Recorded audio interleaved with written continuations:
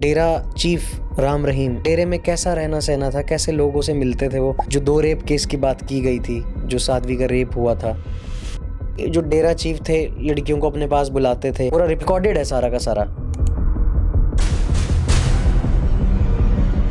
25 अगस्त 2017 Panchkula 42 casualties हुई।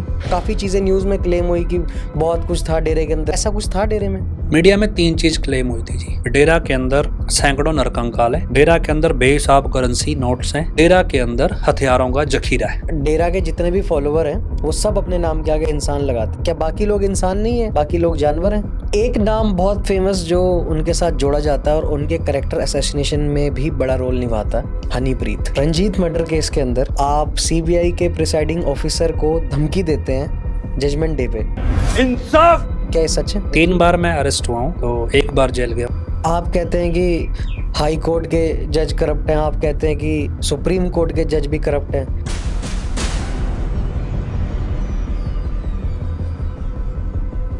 आप ये दावा भी करते हैं कि जो राम रहीम बाहर पैरोल पे आते हैं तो वो असली नहीं होते हैं। सरकार कह दे ऑन रिकॉर्ड, गवर्नमेंट का ऑफिशियल जो अथॉरिटी है, भी जिस व्यक्ति को हम पैरोल पे भेज रहे हैं भी ये असली है और भी हम दावा कर रहे हैं। अगर किसी भी क्रिमिनल एक्टिविटी में इसकी इन्वॉल्वमेंट है तो हमें बताओ, हम एक्शन लेंगे। कोर्ट ये बात कह दे कि हम वेरीफाई करते हैं, हाई कोर्ट कह दे, सुप्रीम कोर्ट कह दे, जब कोई भी नहीं बोल रहा है, क्यों नहीं बोल रहा है? ये एक मास ऑर्गेनाइज्ड क्राइम का एक मॉड्यूल है। सदगुरु तेरा ही आसरा।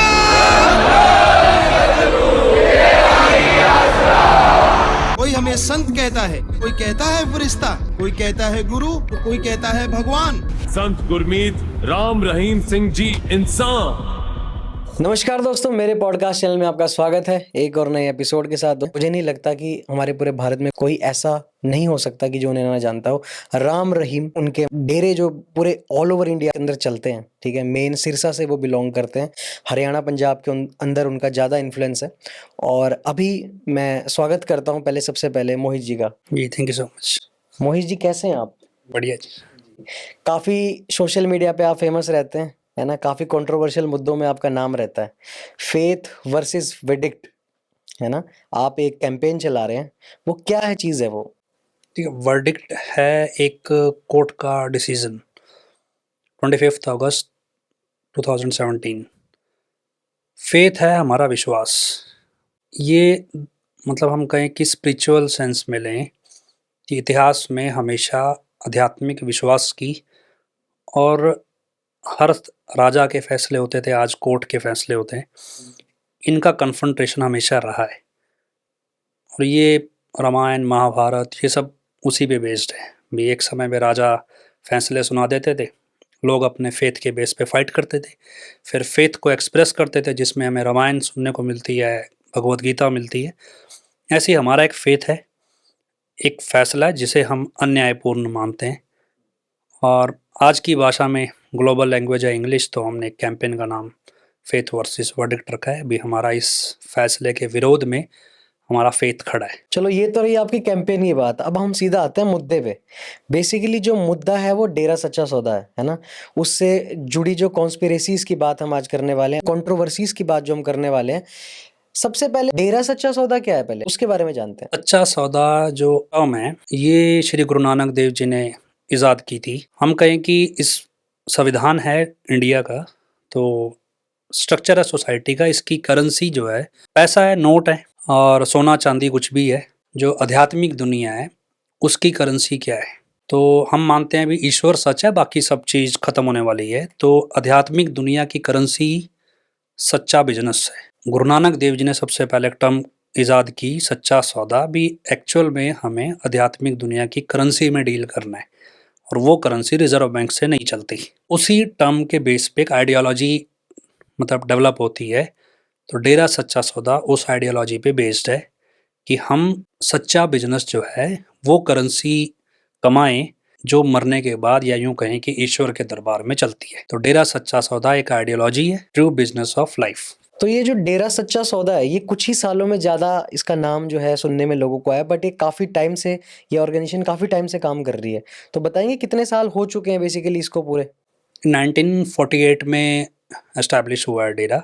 तब सिरसा में एक मस्ताना शाह बलोचिस्तानी फ़कीर थे जो बलोचिस्तान से आए, पार्टीशन के बाद वो इंडिया में रहे, उन्होंने एस्टैब्लिश किया। उसके बाद एक सिरसा के गांव जलालाना में थे, वो आगे सक्सेसर थे। अब जो हैं ये राजस्थान गंगानगर, श्री गंगानगर है, उसमें गांव है गुरुसर मोडिया, ये आगे अगले जो मौके प्रेजेंट हैं।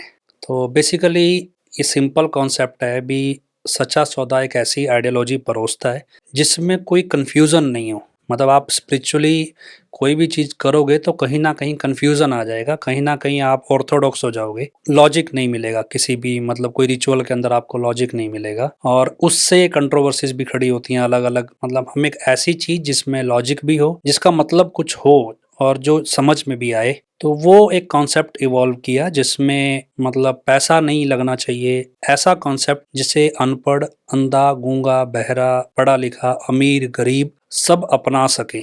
मतलब ऐसा कोई रिचुअल नहीं है जो एक गरीब नहीं अपना सकता, या कोई अनपढ़ व्यक्ति नहीं अपना सकता, या सोशली नेग्लेक्टेड व्यक्ति, मान लो किन्नर है या गूंगा बहरा व्यक्ति कोई है, या बिल्कुल हम कहें आदिवासी टाइप है, भी ऐसा कोई रिचुअल नहीं है जो वो अपना नहीं सकते। कि उन डेरा के कॉन्सेप्ट में भी सभी इंसान इक्वल है, वो चाहे अपनी अपनी डेस्टिनी है जिसकी वजह से कोई गरीब है, कोई अमीर है, वो क्या कॉन्सेप्ट है पीछे, पिछला जन्म था, उसकी सजा मिल रही है क्या, उसका रिवार्ड मिल रहा है, वो एक अलग कॉन्सेप्ट है। मतलब उसी को कोरिलेट करते हैं बेसिकली, कि ऐसा कोई कॉन्सेप्ट हम इवॉल्व नहीं करते जो कोई भी ना अपना सके, और जो अपनाए जा रहे सोसाइटी में वो एक बिजनेस मॉडल है, कैसे बन जाता है ये कंडेम्ड करते हैं भी, ये बिजनेस मॉडल भगवान के दरबार में चलने वाली करेंसी नहीं है। जी, अब बात करते हैं 25 अगस्त 2017 पंचकुला 42 कैजुअलिटीज हुई, किस नज़र से देखते हैं आप उसको? देखो क्या है कि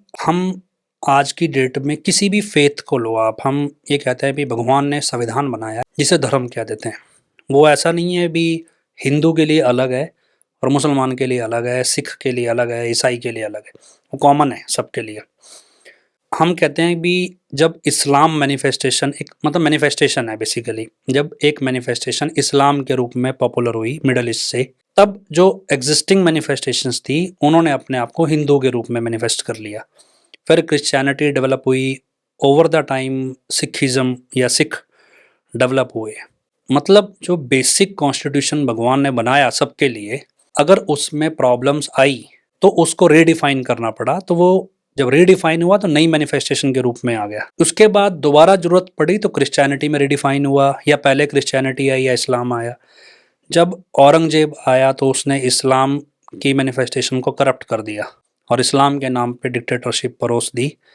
तो कहते हैं जो सिख गुरु हैं उन्होंने दोबारा मैनिफेस्ट किया। अब क्योंकि अलग अलग जगह पे अलग अलग लैंग्वेज है, अलग अलग सरकमस्टांस है, ऐसे हम आज की स्टेज में आए तो आज की स्टेज में कौन सा रिलीजन करप्ट नहीं हो रहा है भी, बहुत सारी करप्ट प्रैक्टिसेस हैं, तो उसको रियलिटी को दोबारा मैनिफेस्ट कौन करे। तो जब आप रियलिटी को मैनिफेस्ट करोगे तो जो ये बिजनेस चला रहे हैं, आप जितनी भी रिलीजियस प्रैक्टिसेस है उसमें से पैसा बाहर निकाल दीजिए और उसके बाद आप देखना शुरू कीजिए भी रिलीजन कितना सर्वाइव करता है। तो क्योंकि करेंसी तो पैसा नहीं है ईश्वर के दरबार की, तो डेरा रीमैनिफेस्ट कर रहा है actual constitution of the God Dera chief के जरिए, और जो हर उस व्यक्ति को पसंद नहीं आएगा जो उसके मैनिपुलेशन में अपना बिजनेस मॉडल खड़ा किए हुए है। और क्योंकि इस सब से पॉलिटिक्स जुड़ती है, इस सब से, क्योंकि आप स्पिरिचुअल से मोरालिटी आएगी, मोरालिटी से सोसाइटी बनेगी, सोसाइटी की वैल्यूज़ को कॉन्स्टिट्यूशन सिक्योर करेगा। तो कॉन्स्टिट्यूशन जो सिक्योर कर रहा है वो अपने आप को स्पिरिचुअल फिगर में ले जाना चाहता है, और यही औरंगजेब करता था, यही कंस करता था, यही रावण करता था, यही दुर्योधन करने लगा था। क्या है कि कॉन्स्टिट्यूशनल पावर्स को आप स्पिरिचुअली, जब स्पिरिचुअलिटी के नाम पे परोस दोगे तो जो एक्चुअल व्यक्ति काम कर रहा है आपको सबसे बड़ा चैलेंज वही लगेगा। तो 25 अगस्त 2017 की घटना उस मैनिफेस्टेशन को जड़ से ख़त्म करने के लिए थी कि डेरा चीफ ये काम कर ना सके और उनकी एग्जिस्टेंस को हमेशा के लिए ख़त्म किया जाए। मेरी जो एनालिसिस है उसमें 25 अगस्त को जो कुछ भी हुआ वो एक्चुअल प्लान का आधा फीसदी भी नहीं है।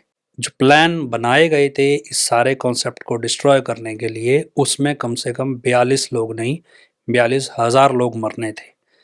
लेकिन क्या है कि अब हम ये सब चीज़ जब एक्सप्लोर कर रहे हैं तब हमें समझ में आ रहा है कि हम एक ऐसी ताकत से लड़ रहे हैं जो कॉन्स्टिट्यूशनल पावर्स के जरिए स्पिरिचुअली ओवर पावर्ड होना चाहती है और ज़बरदस्ती अपने ही तरीके का धर्म हमेशा के लिए देश में इस्टेब्लिश करना चाहती है। और क्योंकि अब इससे कॉन्स्टिट्यूशनल तरीके से लड़ा नहीं जा सकता, सड़क पे लड़ा नहीं जा सकता, तो अब हम इसके लिए हम स्पिरिचुअल साइंस एक्सप्लोर कर रहे हैं। और 25 अगस्त की घटना मेरे लिए अभी इस स्टेज पे है। हालांकि पहले मैं ऐसे कॉन्स्टिट्यूशनल फाइट करके हमने एक PIL फाइल किया हुआ है इसको लेकर, और इसके अलावा मैंने भी खुद एक सुप्रीम कोर्ट भी PIL फाइल किया था। पर अब एट द एंड जब हम समझ चुके हैं कि वहाँ कुछ नहीं होगा तो अब हम नए रास्तों पे हैं।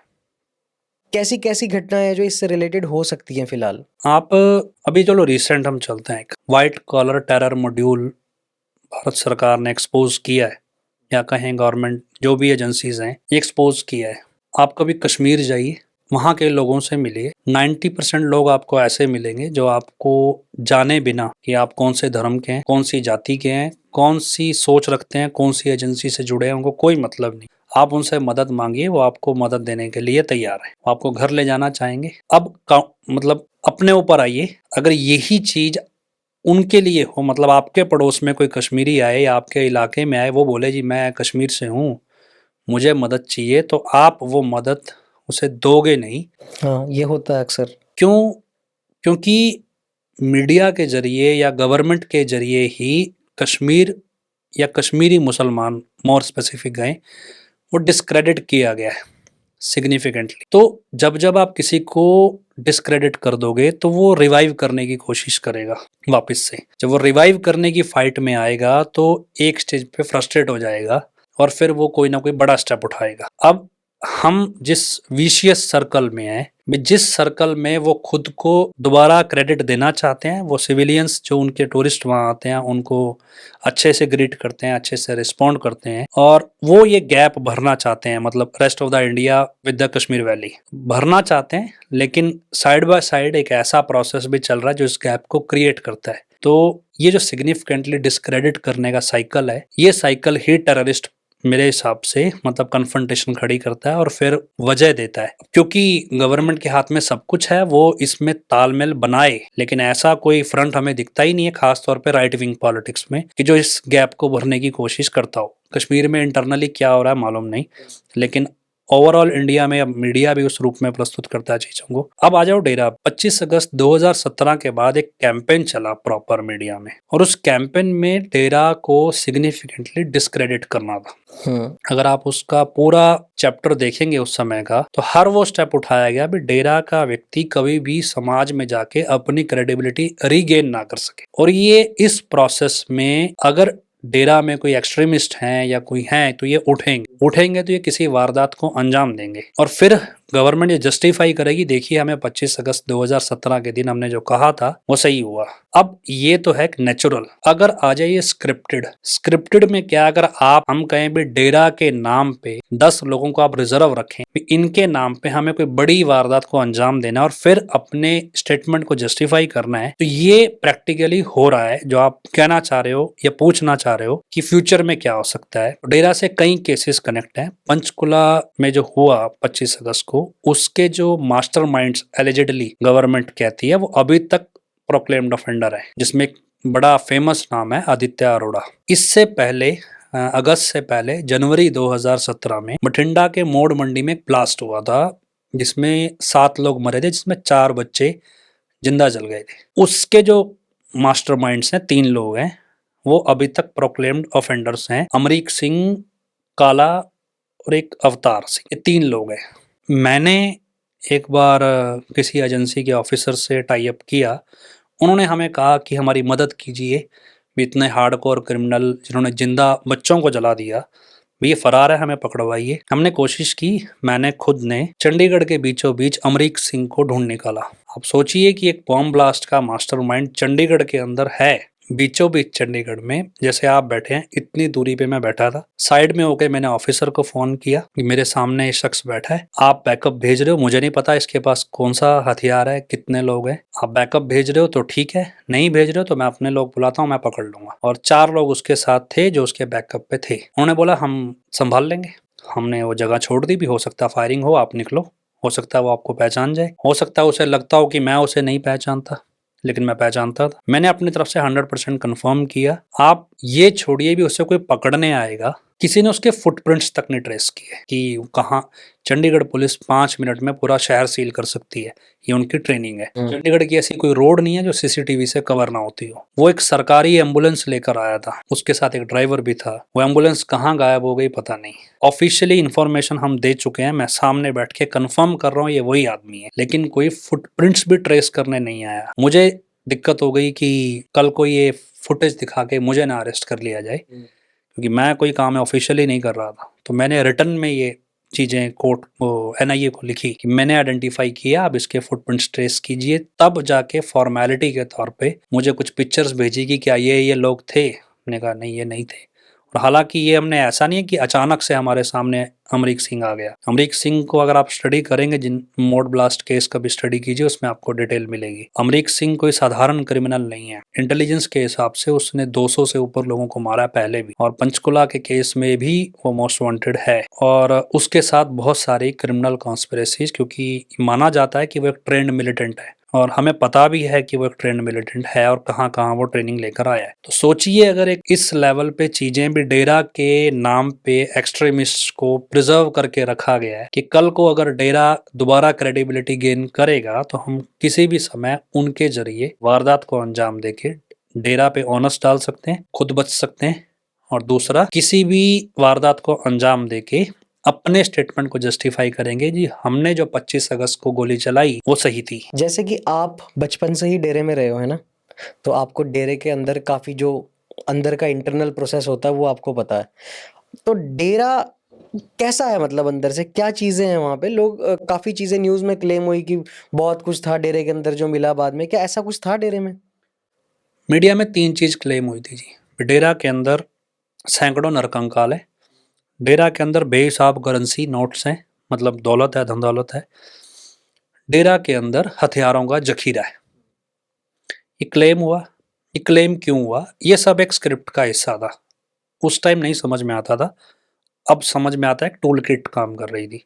मैंने आपसे शुरू में कहा कि 25 अगस्त को जो हुआ ये आधा फीसदी भी नहीं है। असली प्लान में ये सब कुछ जस्टिफाई होना था। प्रॉब्लम कहाँ खड़ी हुई? Punjab and Haryana high court के 2 जज थे, एक का नाम था सूर्यकांत, एक का नाम था जस्टिस एस.एस. सरों। Justice Suryakant, justice S S. सरों, तीसरे जस्टिस भी थे जस्टिस अवनीश जिंगन। कोर्ट की भाषा में तो वो जज थे, लेकिन जब भी फुल बेंच बैठता तो सबसे जूनियर मोस्ट जज थे, तो उनके ओपिनियन मैटर नहीं करते इतने प्रैक्टिकली। इन दोनों जजों ने ऑफिशियली घटना से 4 घंटे पहले फोर्स को कहा भी तुम्हें फ्री हैंड है, जिसको जो मर्जी करो, कुछ होना नहीं चाहिए। कोर्ट को कैसे पता है कि 4 घंटे बाद क्या होने वाला है? कोर्ट 2 पार्टीज की सुनती है और एज पर लॉ डिसीजन देती है। कोर्ट इंटेलिजेंस एजेंसी नहीं है जो गवर्नमेंट के बिहाफ पे ऑपरेशन प्लान करे। हाई कोर्ट के फुल बेंच से ये ऑपरेशन प्लान हुआ गवर्नमेंट को सुपरसीड करके। तो इट मींस हाई कोर्ट के पास एक क्रेडिबल एविडेंस होगा कि एक बड़ी वारदात होने वाली है। अगर उस क्रेडिबल एविडेंस के ऊपर फ्री हैंड फोर्स को दिया गया, किस लिए भी एक फैसला आना है जिसके अगेंस्ट में, या कहें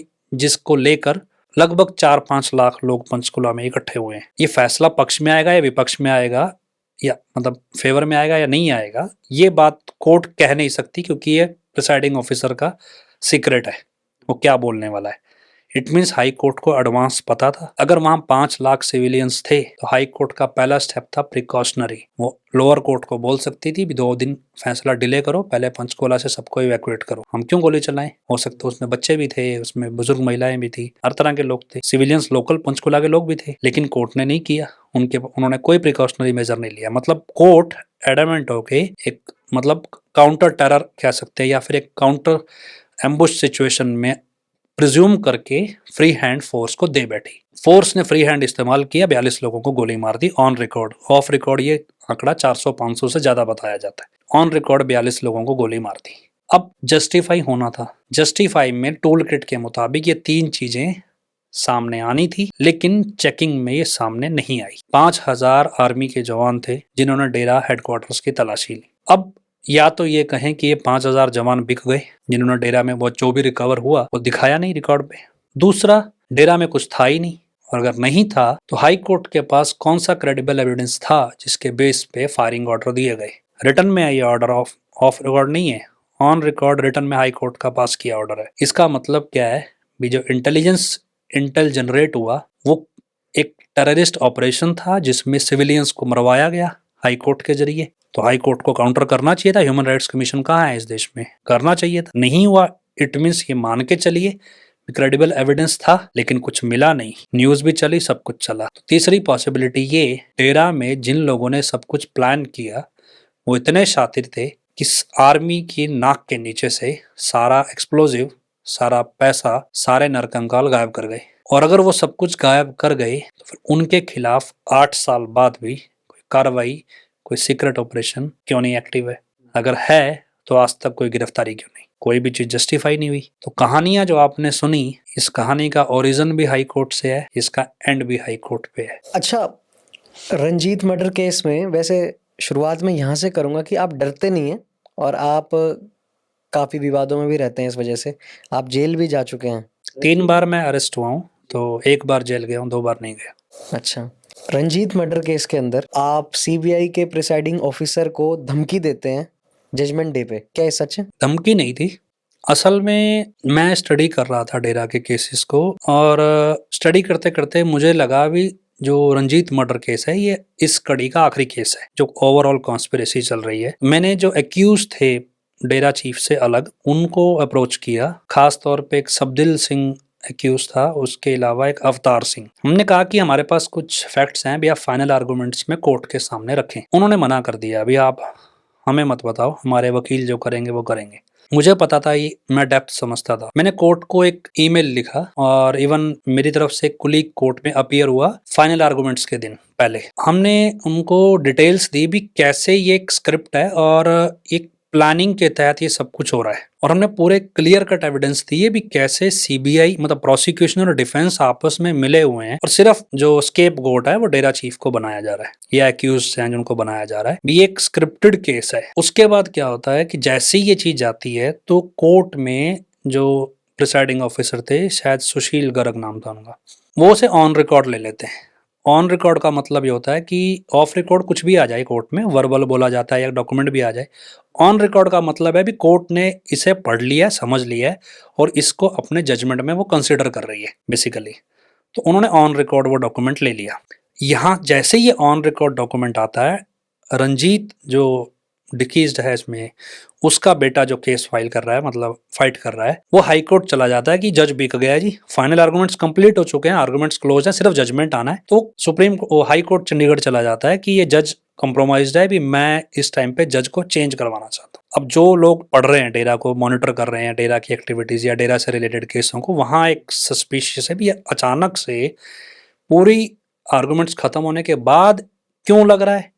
और पहली बात तो हाई कोर्ट ऐसे केस को एंटरटेन ही क्यों कर रही है कि भाई तुम्हें अब समझ में आया 17 साल का 18 साल का ट्रायल चलने के बाद कि भाई अब तुम ये कह रहे हो भी एक जज कॉम्प्रोमाइज हो गया। मेरे को लगा भी अभी अच्छी अपॉर्चुनिटी है, अगर अब हाई कोर्ट जज बदल देगी तो मेरे लिए साबित करना आसान होगा भी जज को भी जज मेरी सुनना चाहता था, और हाई कोर्ट में हम इस ऑर्डर ऑन रिकॉर्ड आ चुका है हमारा डॉक्यूमेंट, हम हाई कोर्ट को में चैलेंज कर देंगे। लेकिन अगर ये जज वापिस रह गया तो इट मीन्स जज कॉम्प्रोमाइज हो गया। बैकडोर ऑफ रिकॉर्ड, हमें यह समझ आ गया था, हमें पता भी चल गया था भी जज हमारे डॉक्यूमेंट्स बेस पे इक्विटल करने वाला था, मतलब बरी करता वो। अगर रंजीत मर्डर केस में डेरा चीफ ट्रायल कोर्ट से बरी होते तो सारी कॉन्स्पिरेसी खराब हो जाती, लेकिन उन्होंने गिल्टी हेल्ड किया जजमेंट के दिन। उसके बाद 7 दिन का टाइम दिया गया, कुछ दिन का टाइम दिया भी, अब सजा सुनानी है, दोषी करार दे दिया है। अब क्योंकि और कोई रास्ता बचा नहीं था तो मुझे लगा भी सीधा जज को ही पकड़ते। क्या हुआ कि बीच में एक हियरिंग आ गई, उसमें अचानक से ये आया भी डेरा चीफ एक स्टेटमेंट देना चाहते हैं रिटर्न अपने इस स्टेज पे। सजा के ऐलान से पहले भी आर्गुमेंट्स होते हैं। तो 8 पेज का स्टेटमेंट आया कोर्ट के पास, मतलब कोर्ट खुली, कोर्ट में ये बात रखी गई। अब क्योंकि डेरा चीफ वीडियो कॉन्फ्रेंस से पेश हो रहे हैं एक जेल से, आइडियली ऐसा नहीं होता, जजमेंट डे पे कभी भी स्टेट की कस्टडी से कोई भी व्यक्ति पेश नहीं होता। जब उसे आर्गुमेंट्स करने होते हैं तो उसे कोर्ट में होना होता है। मतलब ये एक रूल है भी, आप अगर कस्टडी में है तो कॉम्प्रोमाइज्ड हैं, आप अपना पक्ष जो है वो खुल के नहीं रख रहे। तो डेरा के डिफेंस के लॉयर बोलते हैं जी हमारा जो क्लाइंट है या एक्यूज्ड है ये स्टेटमेंट देना चाहता है, तो अब इसको न्यूट्रल रखने के लिए जेल के बाहर डिफेंस लॉयर खड़ा है एक, भी इसको जेल में एक्सेस दी जाए ताकि ये न्यूट्रल रहे, भी ये कंप्रोमाइज स्टेटमेंट नहीं है। कोर्ट एक्सेस देती है। Gurdas Sarwara ex additional attorney general government of Haryana, मतलब एक्स था वो, डेरा चीफ के साले का लड़का, सगे साले का, वो वहां खड़ता है बतौर एडवोकेट। 8 पेज का स्टेटमेंट लिखा जाता है। एज पर रूल वो स्टेटमेंट जैसे ही लिखा गया, 10 बजे स्टेटमेंट लिखा गया, उसके बाद क्योंकि स्टेटमेंट जेल में लिखा गया तो उसको अटेस्ट कौन करेगा, वहां नोटरी का वकील तो नहीं बैठा है, जज फिजिकली नहीं है, तो जेल सुप्रिटेंडेंट उसे अटेस्ट करता है भी हाँ ये जेल में लिखा गया है, भी वाकई में जेल से हो रहा है, कंफर्मेशन होगी तो जेल सुप्रिटेंडेंट उसे अटेस्ट करेगा, फिर वो कोर्ट में आएगा।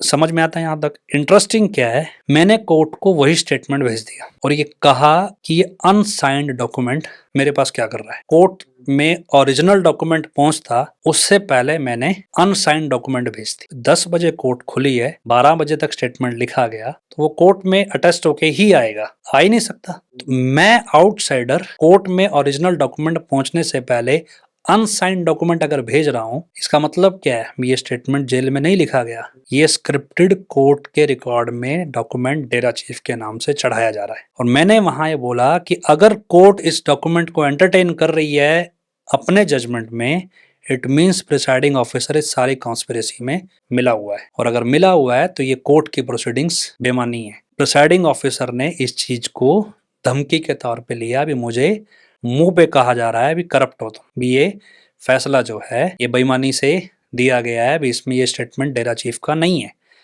सेम टाइम पे यही चीज हाई कोर्ट में एक पिटीशन लगी हुई थी, जिस पिटीशन में चैलेंज किया गया था भी डेरा चीफ के नाम से को जेल से चिट्ठियां आ रही थी जो पब्लिकली पब्लिश हो रही थी, भी ये चिट्ठियां असली नहीं है और ये पर्सनल डॉक्यूमेंट है, ये मतलब क्यों पब्लिश हो रही हैं बाहर, और ये ओरिजिनल नहीं है, भी इसको वेरीफाई करवाया जाए। तो जेल सुप्रिटेंडेंट उसे वेरीफाई कर नहीं रहा था।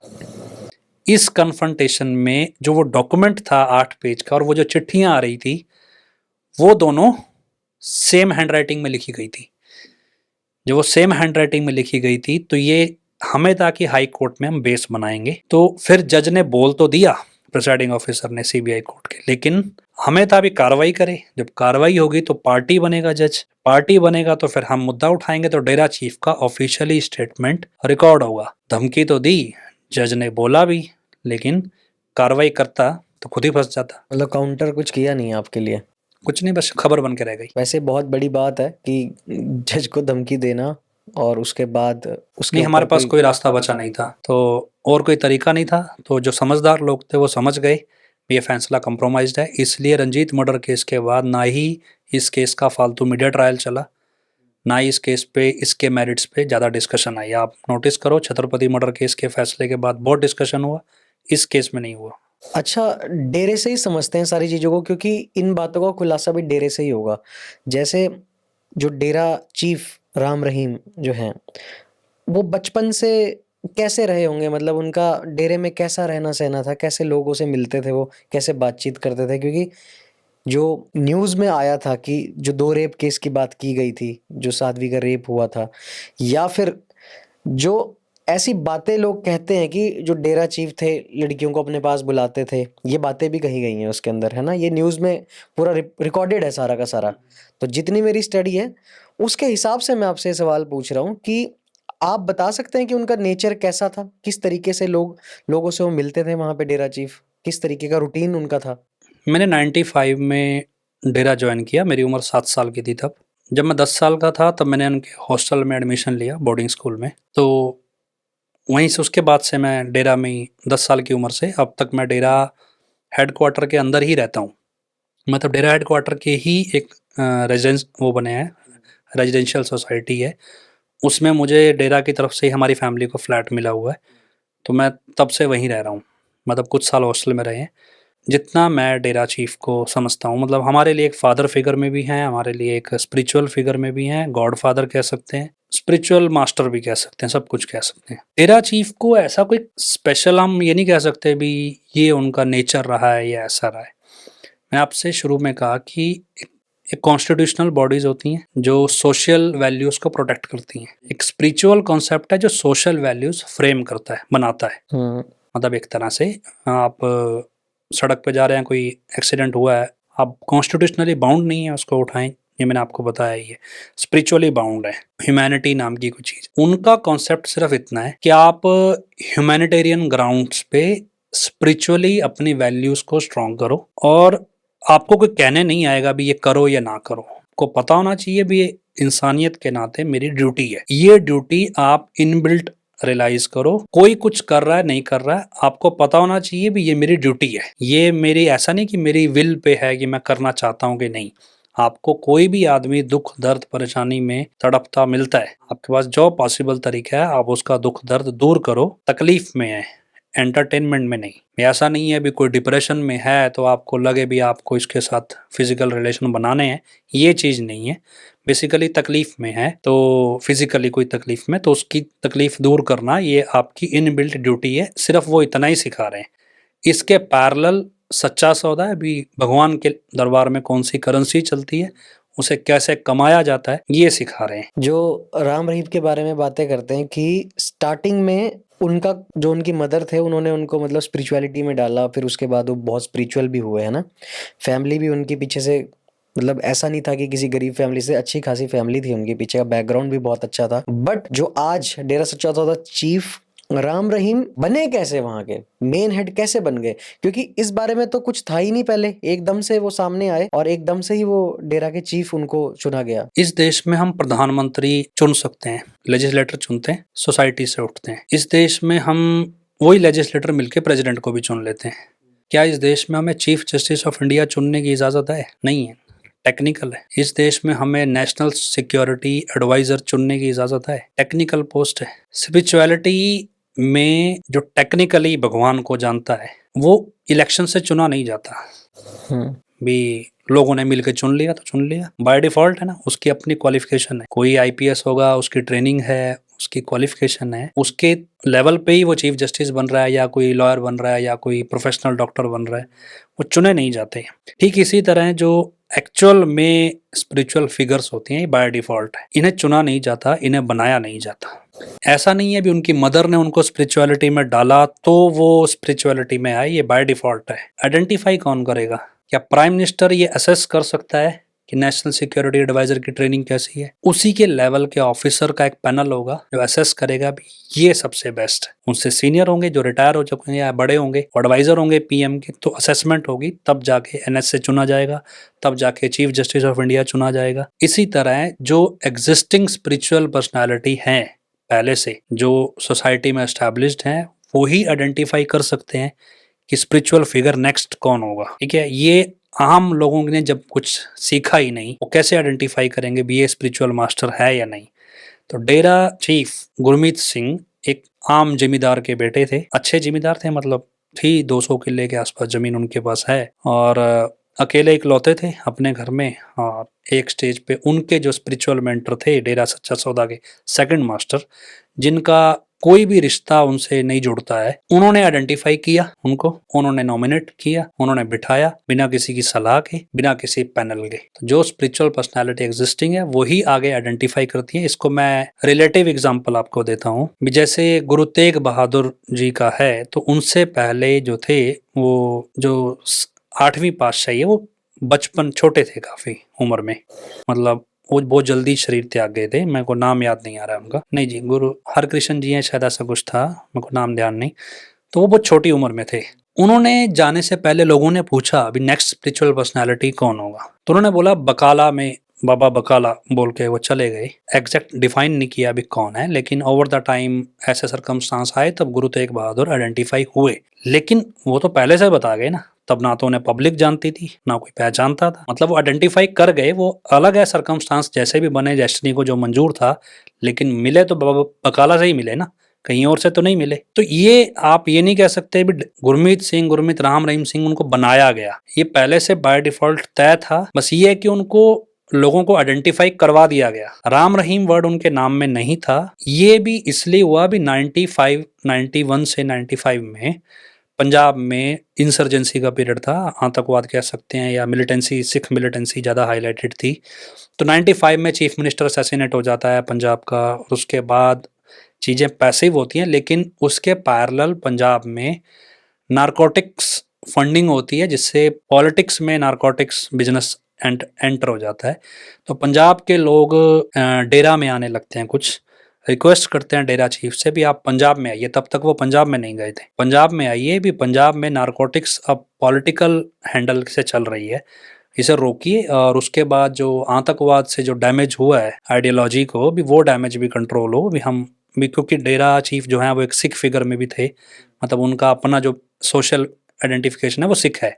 तब उन्होंने कहा कि वो बतौर सिख पंजाब में एंटर नहीं करेंगे, और फिर उन्होंने अपने नाम में राम और रहीम जोड़ लिया कि वो सिर्फ सिखों के गुरु नहीं है, क्योंकि तब एजेंसीज भी इस तरह से देखती हैं कि सिख जो उस टाइम प्रचारक थे उनको ज़्यादा टारगेट किया जाता था, या सिख जो आइडियोलॉजी पे स्ट्रांग थे उनको टारगेट किया जाता था। तो उन्होंने अपने नाम में राम रहीम जोड़ा, भी हम सिर्फ सिखों के नहीं हैं, हिंदू भी हैं, हम मुसलमान भी हैं, हम सिख भी हैं, हम इंसान भी हैं। तो इस पैटर्न पे उन्होंने मतलब अपने नाम में राम रहीम जोड़ लिया, वहां से गुरमीत राम रहीम सिंह बन गए। अच्छा, एक नाम बहुत फेमस जो उनके साथ जोड़ा जाता है और उनके कैरेक्टर असैसिनेशन में भी बड़ा रोल निभाता है, हनीप्रीत। इनका क्या रोल है मतलब बीच में? अब इस तरह समझिए, एक फकीर है, कोई भी आदमी फकीर है, उसके 20-50-100 शिष्य हैं। अब उनका प्रेम है आपस में, मतलब प्रेम से डील करते हैं, उनको फादर फिगर में लेते हैं। मान लो आपके फादर हैं, सपोज आप घर में 2 भाई हैं, बहनें हैं, आप अपने फादर को बोलिए जी ऐसा है भी आप अपनी केयर नहीं करते, तो आप अपने साथ एक डॉक्टर रखिए, या आपको अच्छा दिखना है तो ये कपड़े पहनिए, हम चाहते हैं आप हमारे फादर हैं, आप अच्छा कपड़ा पहनिए, अच्छी गाड़ी में घूमिए, मतलब एक कॉमन सी चीज़ है। डेरा चीफ क्या की बहुत बड़ी उनकी फॉलोवरशिप है। अब उसमें क्या था भी उनकी तबीयत बिगड़ने लगी थी, उनको सीवियर डायबिटीज़ थी और मल्टीपल स्पॉन्डिलाइटिस था, सब कुछ था। वो काम ज़्यादा करते थे और लेकिन अपने निवास में अकेले रहते थे, उनको खाना बनाकर देने वाला कोई नहीं था। बेसिकली वो डेरा में जो लंगर चलता था वो वही खाते थे। तो डेरा के उनके फॉलोअर्स ने एक दिन कहा भी ऐसा जी आप अपने साथ किसी को रखिए। तो हनीप्रीत क्या कैरेक्टर था, हनीप्रीत डेरा के एक बहुत पुराने सेवादार की फैमिली से थी, और उनका कोई कन्फ्लिक्ट हुआ, उसका डिवोर्स हो गया। तो डेरा चीफ ने एज अ डॉटर, क्योंकि उन्होंने ही शादी करवाई थी, तो बेसिकली उसको कोई एक्सेप्ट नहीं कर रहा था, तो डेरा चीफ ने कहा भी चलो हमारी बेटी की तरह तो रहे। थोड़ा आश्रम में वो रहती थी, तो लोगों को लगा भी ये लेडी जो है ये अकेली है, और डेरा चीफ को मतलब एडमायर भी करती है भी इस लेडी को, और एज ए डॉटर की मतलब उसमें है, तो इसको रख लिया जाए, और ये खाना बना के टाइम पे दवाई भी दे देगी, खाना भी दे देगी, कोई तो रहे साथ में। तो 30 मार्च 2015 के दिन एक मीटिंग हुई जिसमें 2-3 लाख लोग मौजूद थे, मैं भी उस मीटिंग में था। तो वहाँ ये प्रपोजल रखा गया उनके सामने कि इस लेडी को आप अपने साथ रखो। उन्होंने कहा भी हमें ज़रूरत नहीं है। तो एक माहौल बना दिया गया पब्लिक में, देखो जी गुरुजी अपना ख्याल नहीं रखते हैं, आप किसी को हम केयर टेकर रख रहे हैं, जो एडमिनिस्ट्रेशन थी तो वो रखना नहीं चाह रहे हैं। तो पब्लिक इंसिस्ट करने लगी कि जी आप रखिए, बहुत जोर लगाया। तो वो कहते भी हमें लगता है भी ये कोई प्लानिंग है, 4-5 लोग कर रहे हैं, लेकिन क्या पब्लिक को इतना समझ में, आम पब्लिक को कहाँ समझ में आता। तो एक माहौल बना हुआ था, भी गुरुजी अपना जानबूझ के किसी को अपना केयर टेकर रखना नहीं चाहते, जबकि हमारे लिए बड़े इंपॉर्टेंट है। तो फोर्सफुली उनको कन्विंस कर लिया गया। उन्होंने काफ़ी रहे, लेकिन साध्वी के तौर पे रहे। ऐसा नहीं है भी कल को आप बॉयफ्रेंड बनाए या सोशल लाइफ में जाए, एक प्रॉपर सन्यासी के तौर पे रहे। तो हनीप्रीत को एक सन्यासी के तौर पे वहाँ रखा गया, मतलब उनका निवास कोई ऐसा नहीं है भी 2 कमरे हैं, 11-12 एकड़ में फैला है, पूरा बड़ा पार्क है जहाँ पे पब्लिक आती है। तो उनका एक आउट हाउस था जहाँ पे लोग बाकी केयर टेकर जैसे घास वगैरह पौधे संभालने वाले, वहीं बराबर में कमरा और दे दिया गया हनीप्रीत को। वहाँ से हनीप्रीत का नाम जुड़ गया। अब क्योंकि सोशली अब एक लेडी है जिसका टेक्निकली मतलब बायोलॉजिकली कोई रिश्ता नहीं है, तो ऑब्वियसली डेरा चीफ को जस्टिफाई करना पड़ेगा पब्लिक में भी, कौन है लेडी, क्यों मेरे साथ है। जहाँ भी वो जाएंगे तो वो हर जगह जस्टिफाई करते, मेरी डॉटर है, ऐसे है वैसे है, सब कुछ इस तरह जस्टिफाई करते थे। तो वो मीडिया फिगर में भी आई, उनके साथ ज़्यादा दिखाई दी। फिर वो कैमरा चलाना सीखने लगी, मूवीज़ में उसने मतलब इंटरेस्ट दिखाया, तो ये सब कुछ हुआ, तो वहाँ से वो हाईलाइट हो गई।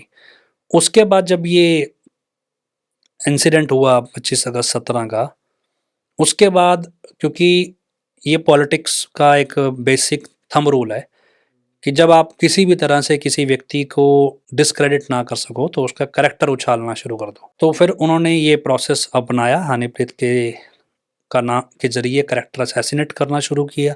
हनीप्रीत जेल में थी तो काउंटर नहीं कर सकती थी, करते करते करते जब वो 2 साल बाद आई बाहर तो हमें लगा भी ये काउंटर करेगी, तो उसने काउंटर नहीं किया। फिर ओवर द टाइम समझ में आया भी करैक्टर असैसिनेशन भी एक स्क्रिप्ट का हिस्सा था जिसमें हनीप्रीत की खुद की सहमति थी, और उसका डेरा चीफ के निवास में रहना भी एक स्क्रिप्ट के तहत प्लान्ड था। ज़बरदस्ती पब्लिक के को इंसिस्ट करवाना, पब्लिक से प्रेशर डलवाना डेरा चीफ पे भी, ये पब्लिक की तो मानेंगे, हमारी नहीं मानेंगे।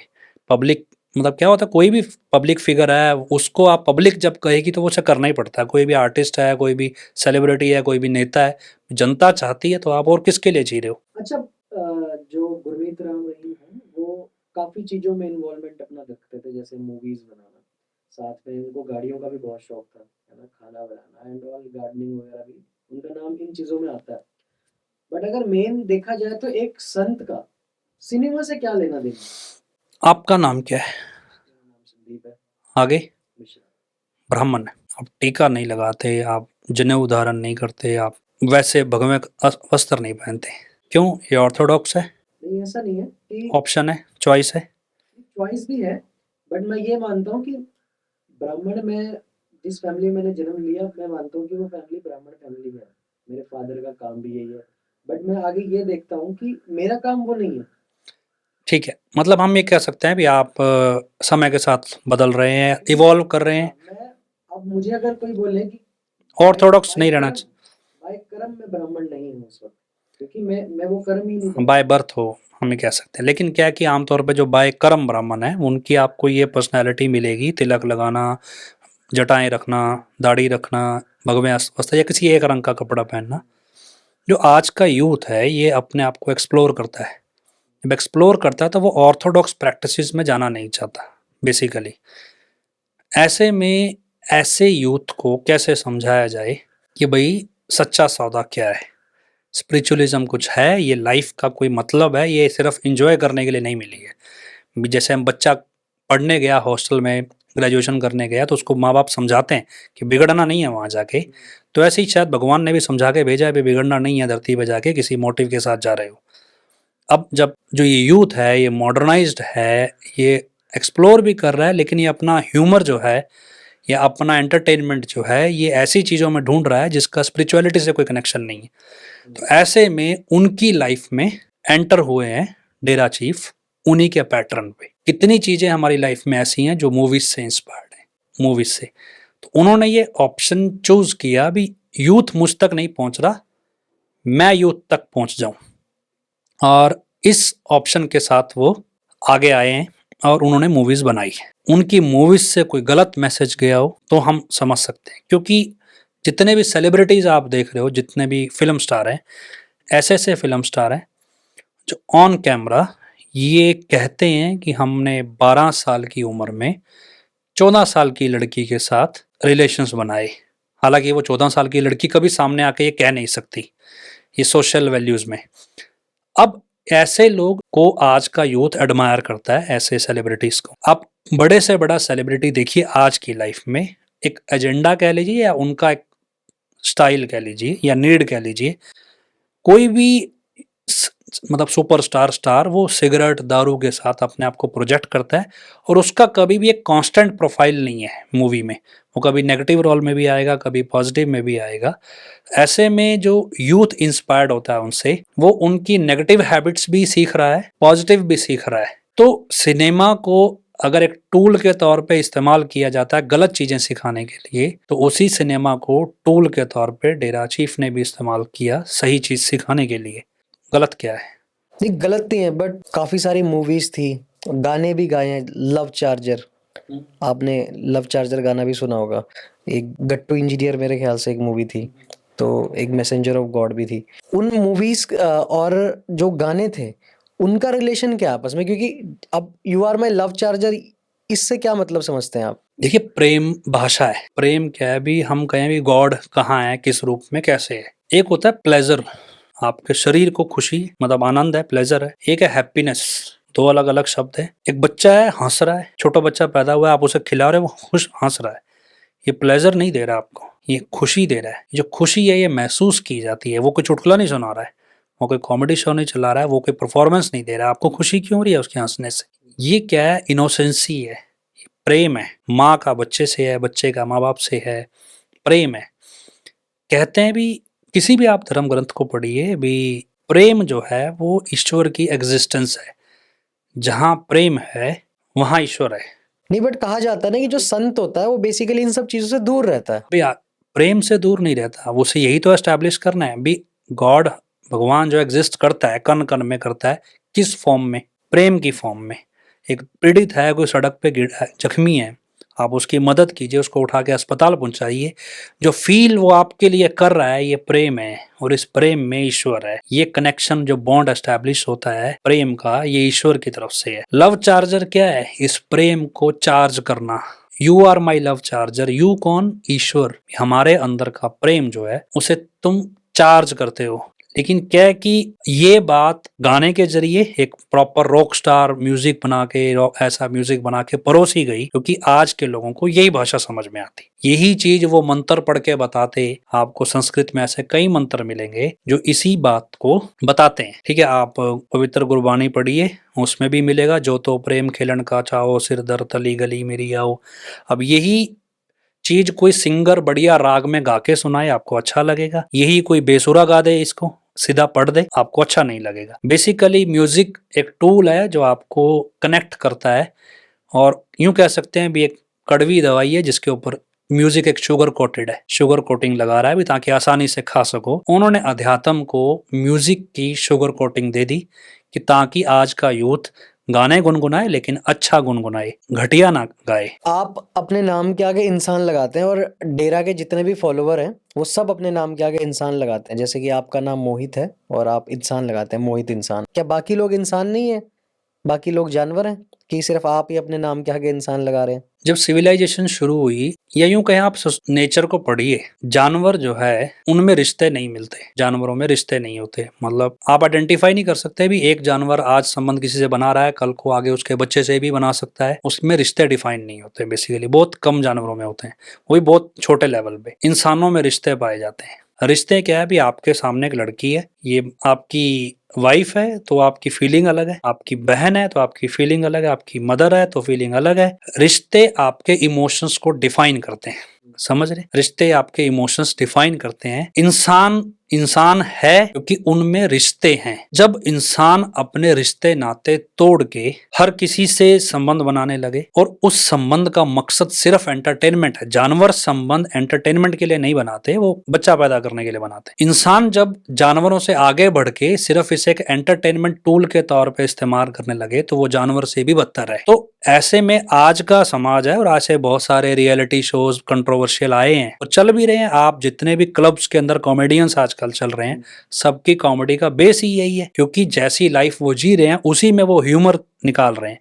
तो ऐसे में भी हर चीज में आपको ऐसी चीज दिख रही है जो जानवरों में भी नहीं है। तो इंसान का कैरेक्टर कहाँ रह गया है? आप ओपन तौर पे है भी, एक लड़का कॉमेडी कर रहा है, मैरिड बंदा है, वो रील्स बना रहे हैं कि मेरी वाइफ बाहर गई है, अब मेरे को एक्स्ट्रा मैरिटल अफेयर का मौका मिल रहा है, और इस चीज को एंटरटेनमेंट के तौर पे परोसा जा रहा है। ये इंसानों की परिभाषा नहीं है। उन्होंने 2007 में एक कैंपेन लॉन्च किया भी, जितने भी तरह का डिस्क्रिमिनेशन है, एक तो वो खत्म हो, दूसरा जो आपका बिहेवियर है ये इंसानों जैसा हो जाए। तो सबसे पहले आप अपने नाम के साथ इंसान लगाओ कि आप डिस्क्रिमिनेट नहीं करोगे जाति और धर्म के बेस पे। दूसरा जो आपका बिहेवियर है ये इंसान वाला है, जिसमें आप पराई स्त्री या पर पुरुष, जो भी आपके जेंडर के हिसाब से, आप अपने रिश्तों की मर्यादाएं बना के रखोगे। बेसिकली इंसान, हम अपने आप को डिफाइन करते हैं कि हम इस डेफिनेशन को पूरा कर रहे हैं बतौर इंसान, और आपको हर धर्म में, हर जाति में ऐसे शख्स मिलेंगे जो इस डेफिनेशन को पूरा नहीं कर रहे इंसान होने की। और इवन हो सकता है आपको डेरा में भी ऐसे लोग मिले, क्योंकि जिनके आपके नाम के साथ मिश्रा लगाया, तो ये भी किसी ना किसी से इंस्पायर्ड होगा और किसी ऋषि का दिया होगा, उन्होंने कोई उसका मतलब होगा, तभी ये सरनेम चला। ऐसे सिंह है, कौर है, हर तरह का सरनेम का कोई बेस है, और वो किसी ना किसी वैल्यूज पे टिका है, इसलिए इंसान सरनेम दे दिया गया। ये डिस्क्रिमिनेशन फ्री है। दूसरा ये प्रोफाइल है, जरूरी नहीं है भी हर एक इंसान अपने साथ के साथ अगर इंसान लगा रहा है तो उस डेफिनेशन को मान रहा होगा। ये रिगार्ड होता है, हम अपने पूर्वजों का रिगार्ड करते हैं, इसलिए उनका सरनेम अपने सरनेम के साथ अपने सरनेम के तौर पे लगाते हैं। ये रिगार्ड है हमारा हमारे गुरु के प्रति, उन्होंने हमें एक सरनेम दिया, इस सरनेम को हम इसलिए लगाते हैं, हम जस्टिफाई कर रहे हैं कि हम इस गुरु को एडमायर करते हैं जिन्होंने हमें एक डिस्क्रिमिनेशन फ्री सोसाइटी और एक वैल्यू बेस्ड सोसाइटी आज के एनवायरनमेंट के हिसाब से दी है, और हम उसको रिप्रेजेंट कर रहे हैं। डेरा पे ना कई आरोप भी लगाए जाते थे और लगते भी रहे हैं कि वहां पे लोगों को नपुंसक बनाया जाता था। इसके ऊपर एक बड़ा केस भी जो है, तो उसके रिगार्डिंग थोड़ा सा बताइए कि क्या सच में ऐसा होता है? एक आश्रम है और एक आश्रम के अंदर बहुत सारे सन्यासी रहते हैं। अब ये सन्यासी किसी से इंस्पायर्ड है, आप नॉर्मल कोई भी प्रिज्यूम कीजिए, मान लो बहुत भिक्षु आश्रम है, बहुत सारे वहाँ पे वॉलंटियर्स जा रहे हैं जो सन्यासी बनते हैं। कोई भी आश्रम ले लीजिए, किसी भी XYZ डेरा में बहुत सारे सन्यासी रहते हैं।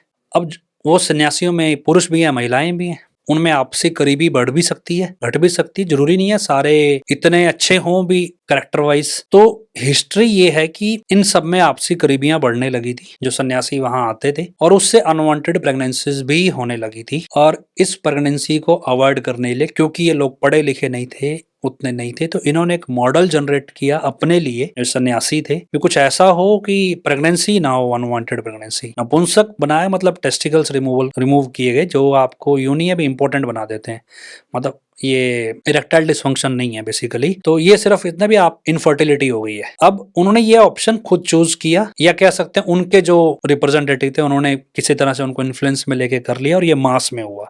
क्योंकि डेरा का एक कोर प्रिंसिपल है भी आप करेक्टर से बाहर नहीं जाएंगे अपने, भी आप कोई भी अवैध संबंध नहीं बनाएंगे। और अगर एक सन्यासी इस चीज में पकड़ा जाएगा तो उसको डेरा से हटा दिया जाएगा बतौर सन्यासी। तो सिर्फ वो खुद की प्रोटेक्शन के लिए उन्होंने ये ऑप्शन चूज किया, डॉक्टर्स को कॉम्प्रोमाइज किया। ये उनका खुद का डिसीजन है, और ये उन्हीं लोगों में क्यों है, क्योंकि ऐसे भी सन्यासी हैं जो अनपुंसक नहीं बने, जिन्होंने सर्जरीज नहीं करवाई, तो फिर उनको किसने इम्यूनिटी दी? क्योंकि ये चीज डेरा के प्रबंधक ने भी, डेरा के जो चेयरपर्सन है, उन्होंने भी किया ये काम। बेसिकली आप कहे भी डेरा चीफ ये करवा रहे हैं, तो डेरा चीफ के पास टीम होनी चाहिए ना, इन सबको कोर्स करने के लिए, कंट्रोल करने के लिए। तो आपको इस पूरे चैप्टर में डेरा चीफ की टीम कहाँ है? एक भी आदमी है उनके बिहाफ पे किसी को डराता था, हजारों लोगों को डंडे के जोर उनकी सर्जरी करवा देता था? वो तो है ही नहीं। ये लोग खुद चुनते हैं। उनको था भी हमें डेरा में सरवाइव करना है। सन्यासी क्या है? अपनी जिंदगी को, सन्यास है भी, उसको भौतिक सुख नहीं चाहिए। अब डेरा एक बड़ी फिगर में है, तो उसको बैठे बैठाए एक ऐसी पावर मिल गई बतौर सन्यासी, जहां पॉलिटिशियन भी माथा टेक रहा है, जहां आम आदमी भी टेक रहा है अनकंडीशनली। किसी को वोट चाहिए, किसी को अपने दुख रोने हैं, कुछ भी चाहिए। वो जो पावर फील कर रहा है सन्यासी, वो उससे कंट्रोल नहीं हो रही है। अब उस पावर को वो छोड़ेगा कैसे? जब तक वो पोजीशन पे है वो पावर रहेगी, उसे पोजीशन मेंटेन करनी है, लेकिन साथ में अपना कैरेक्टर मेंटेन नहीं करना है। छुपाए कैसे? जितनी उसकी समझ थी उसके हिसाब से अगर ऑर्गन ही निकाल दिया जाए तो ये कभी साबित ही नहीं होगा जब अनवांटेड प्रेगनेंसी नहीं हो। क्योंकि ये चीज सन 2000 की बात कर रहे हैं हम, 2001 की। वहां उस टाइम एक छोटे से गांव की बात कर रहे हैं जहां इतनी ऑर्थोडॉक्स प्रैक्टिसेस हैं, जहां पे आपको कंट्रासेप्टिव नहीं मिल रहे हैं ओपनली, पब्लिक में अवेलेबल नहीं है डेरा के अंदर कंट्रासेप्टिव। वहां इसलिए आपको अपने आप को बचा के रखना है, तो आप ऐसे ऐसे प्रोसेस उन्होंने यूज किए, यूटिलाइज किए। अलग बात है भी, ये तो जब सब कुछ ही चल रहा है इतना कुछ, तो फिर कुछ ही हो सकता है। लेकिन आप ये कहो भी डेरा चीफ ने डंडे के जोर करवाया, तो फिर डेरा चीफ की टीम से वो डंडा उठाने वाला कौन था जो हजारों लोगों को कॉम्प्रोमाइज करवा गया? डंडा उठाने वाला शख्स क्यों नहीं है इन्वेस्टिगेशन में? तो इसलिए भी सबने अपने लिए किया, सबके अपने कैरेक्टर खराब थे, उन्होंने खुद को क्लीन रखना है, इसलिए आरोप डेरा चीफ पे थोप दो। अच्छा, गुमनाम चिट्ठियों के बारे में थोड़ा डिस्कस कर लेते हैं। ये गुमनाम चिट्ठियां किसने भेजी और कौन थे वो लोग? गुमनाम चिट्ठी पॉलिटिकल इशू है। 98 में डेरा चीफ ने पहली बार पंजाब में कदम रखा बतौर डेरा चीफ, जो प्रेजेंट चीफ हैं हमारे।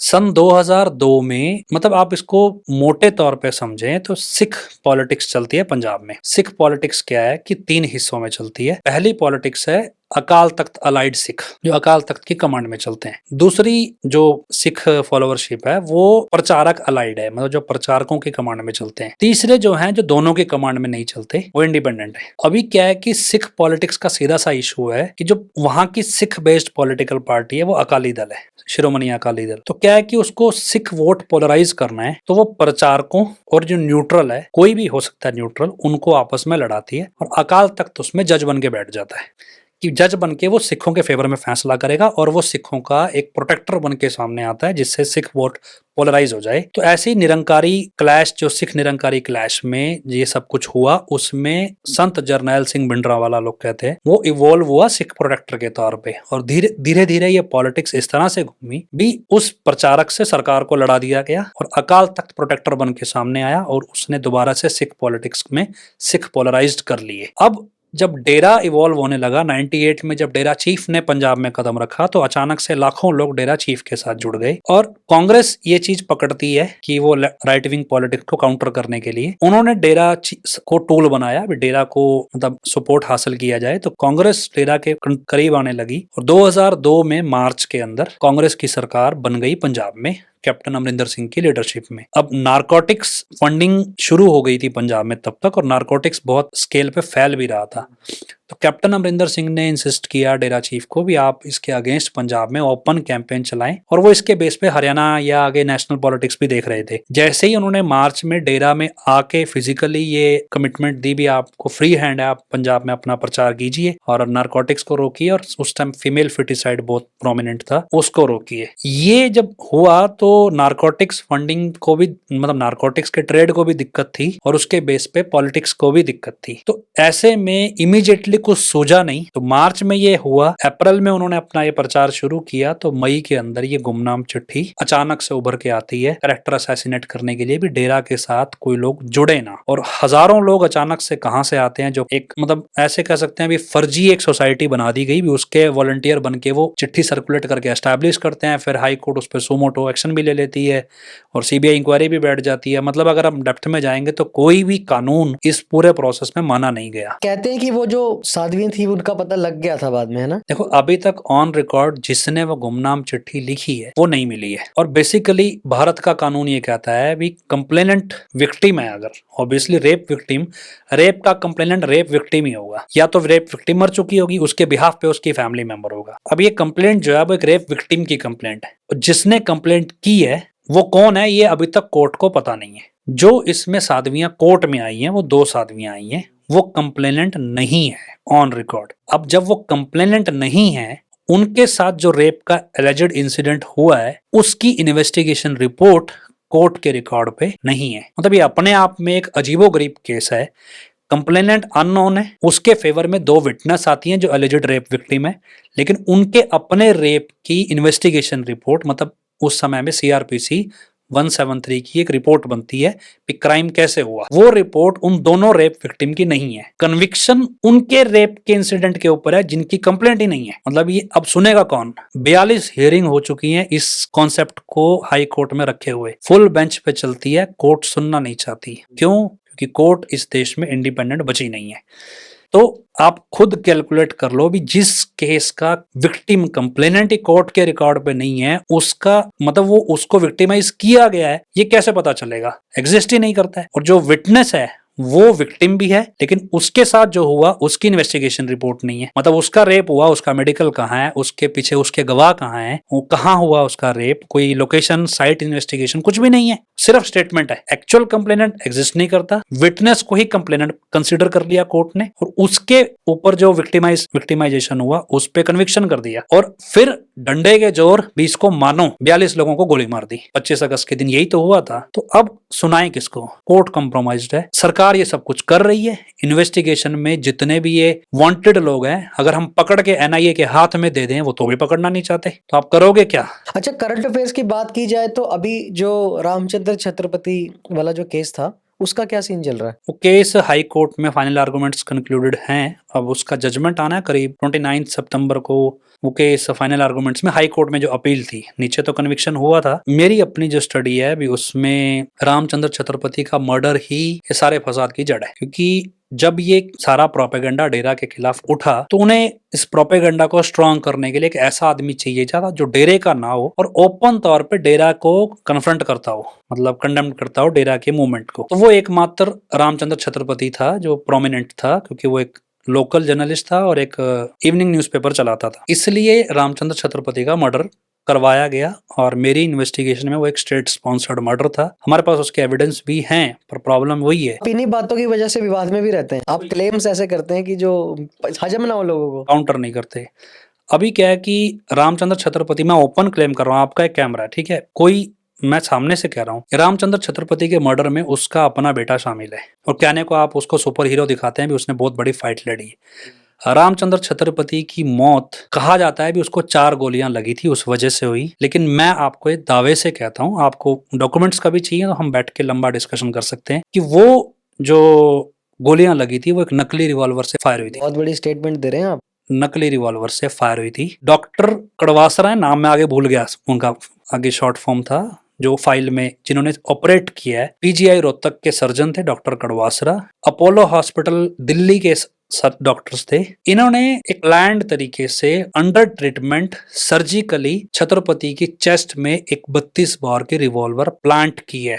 ये डॉक्यूमेंटेड मेडिकल रिकॉर्ड कोर्ट के रिकॉर्ड में है, मेरे पास उसकी ऑफिशियल सर्टिफाइड कॉपी भी है, क्योंकि ये केस मेडिकल ग्राउंड पे कभी लड़ा नहीं गया। इसमें छत्रपति के अपने फैमिली मेंबर्स, अपने दोस्त खुले तौर पे शामिल हैं, जो इस केस में छत्रपति के फेवर में विटनेस भी बन के खड़े हैं। और ये बुलेट प्लांट हुई और ये बुलेट डेरा के प्रबंधक की रिवॉल्वर से कैसे निकली, तो आप मान सकते हैं भी डेरा के अंदर भी ऐसे लोग थे जिन्होंने उस रिवॉल्वर से वो बुलेट निकलवाई भी और वो बुलेट उसकी छाती के अंदर तक पहुंची भी। मतलब ये इतना बोगस केस है कि जिस व्यक्ति ने मारा रामचंद्र छत्रपति को, वही केस लड़ रहा है कि मेरा बाप मार दिया, क्योंकि कोर्ट में रामचंद्र छत्रपति के बेटे का जो स्टेटमेंट है कि वो हमेशा उसके साथ हॉस्पिटल में रहा टिल डेथ, वो घर नहीं आया, और ऐसे में उसकी मर्जी के बिना ये सब कुछ हो नहीं सकता था। इंटरेस्टिंग ये है भी, रामचंद्र छत्रपति के बेटे ने ये स्टेटमेंट दिया भी रामचंद्र छत्रपति का फादर जीवित था उस समय,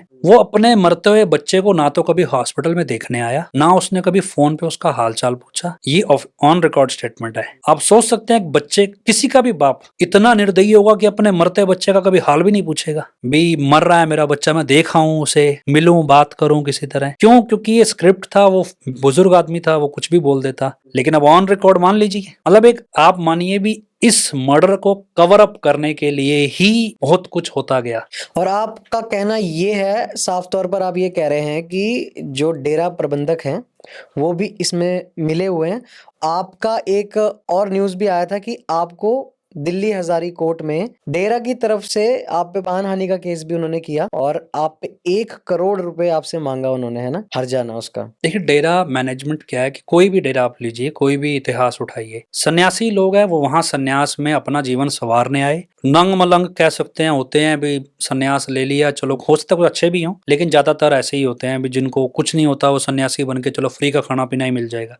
यहाँ पे क्योंकि फॉलोअरशिप थी डेरा चीफ की, तो बैठे बैठाए एक बादशाहत मिल गई। जिस आदमी को गली का कुत्ता नहीं पूछता, उस आदमी के सामने चीफ मिनिस्टर जैसे लोग माथा टेकने लगे, मतलब सलाम करने लगे उनको। डेरा के प्रबंधकों के सेटिंग करते थे सारे हाथ बैठ के। तो फिर वो पावर कहते हैं, नव कुबेर होते हैं जिनकी डीएनए में नहीं होता उतनी लीडरशिप, लेकिन उनसे हजम नहीं होती वो पावर। फिर वो क्या आता है कि अब यार ये जो लीडर है हमारा स्पिरिचुअल लीडर, अगर ये रास्ते से हट जाए फिर तो सब कुछ हमारा है। इसलिए मैनेजमेंट कहीं की भी होगी, अगर आप बैकग्राउंड में जाएंगे उनके साथ ऐसे क्राइम जुड़े हर संगठन में आपको मिलेंगे। रही बात 30 हजारी कोर्ट में वो केस हुआ, अभी भी वर्किंग है, तो वो केस भी फर्जी है। उन्होंने 1 करोड़ मानहानि का दावा डेरा सच्चा सौदा ने किया, लेकिन जो पिटिशनर कह सकते हैं, लिटिगेंट जो भी आया है कोर्ट में उनके बिहाफ पे, उसकी ऑथेंटिसिटी पे सवाल खड़ा हो गया है कि वो एक फर्जी तौर पे डेरे का ट्रस्टी बन के आया है और पिछले 8 महीने से जब भी हियरिंग होती है उस दिन जज छुट्टी पे चला जाता है। क्यों चला जाता है पता नहीं, तो अभी तक उसमें कुछ कंक्लूड नहीं हुआ है। आप कैसे देखते हैं इसको? आप क्या सोचते हैं इस बारे में? वैसे देखिए, शुरू में ये लड़ाई बड़ी सिंपल थी कि हमें केस हार गए हैं, तब हमें लगता था भी ये सिर्फ एक केस हारे हैं, वकील को नॉलेज नहीं होगी, हम चीजें करते थे। बढ़ते गए, सामने वाले हमें कन्फ्रंट करते गए, हमारे पे कोई ना कोई आरोप लगाते गए, हमारे पे केस पढ़ते गए, हम मतलब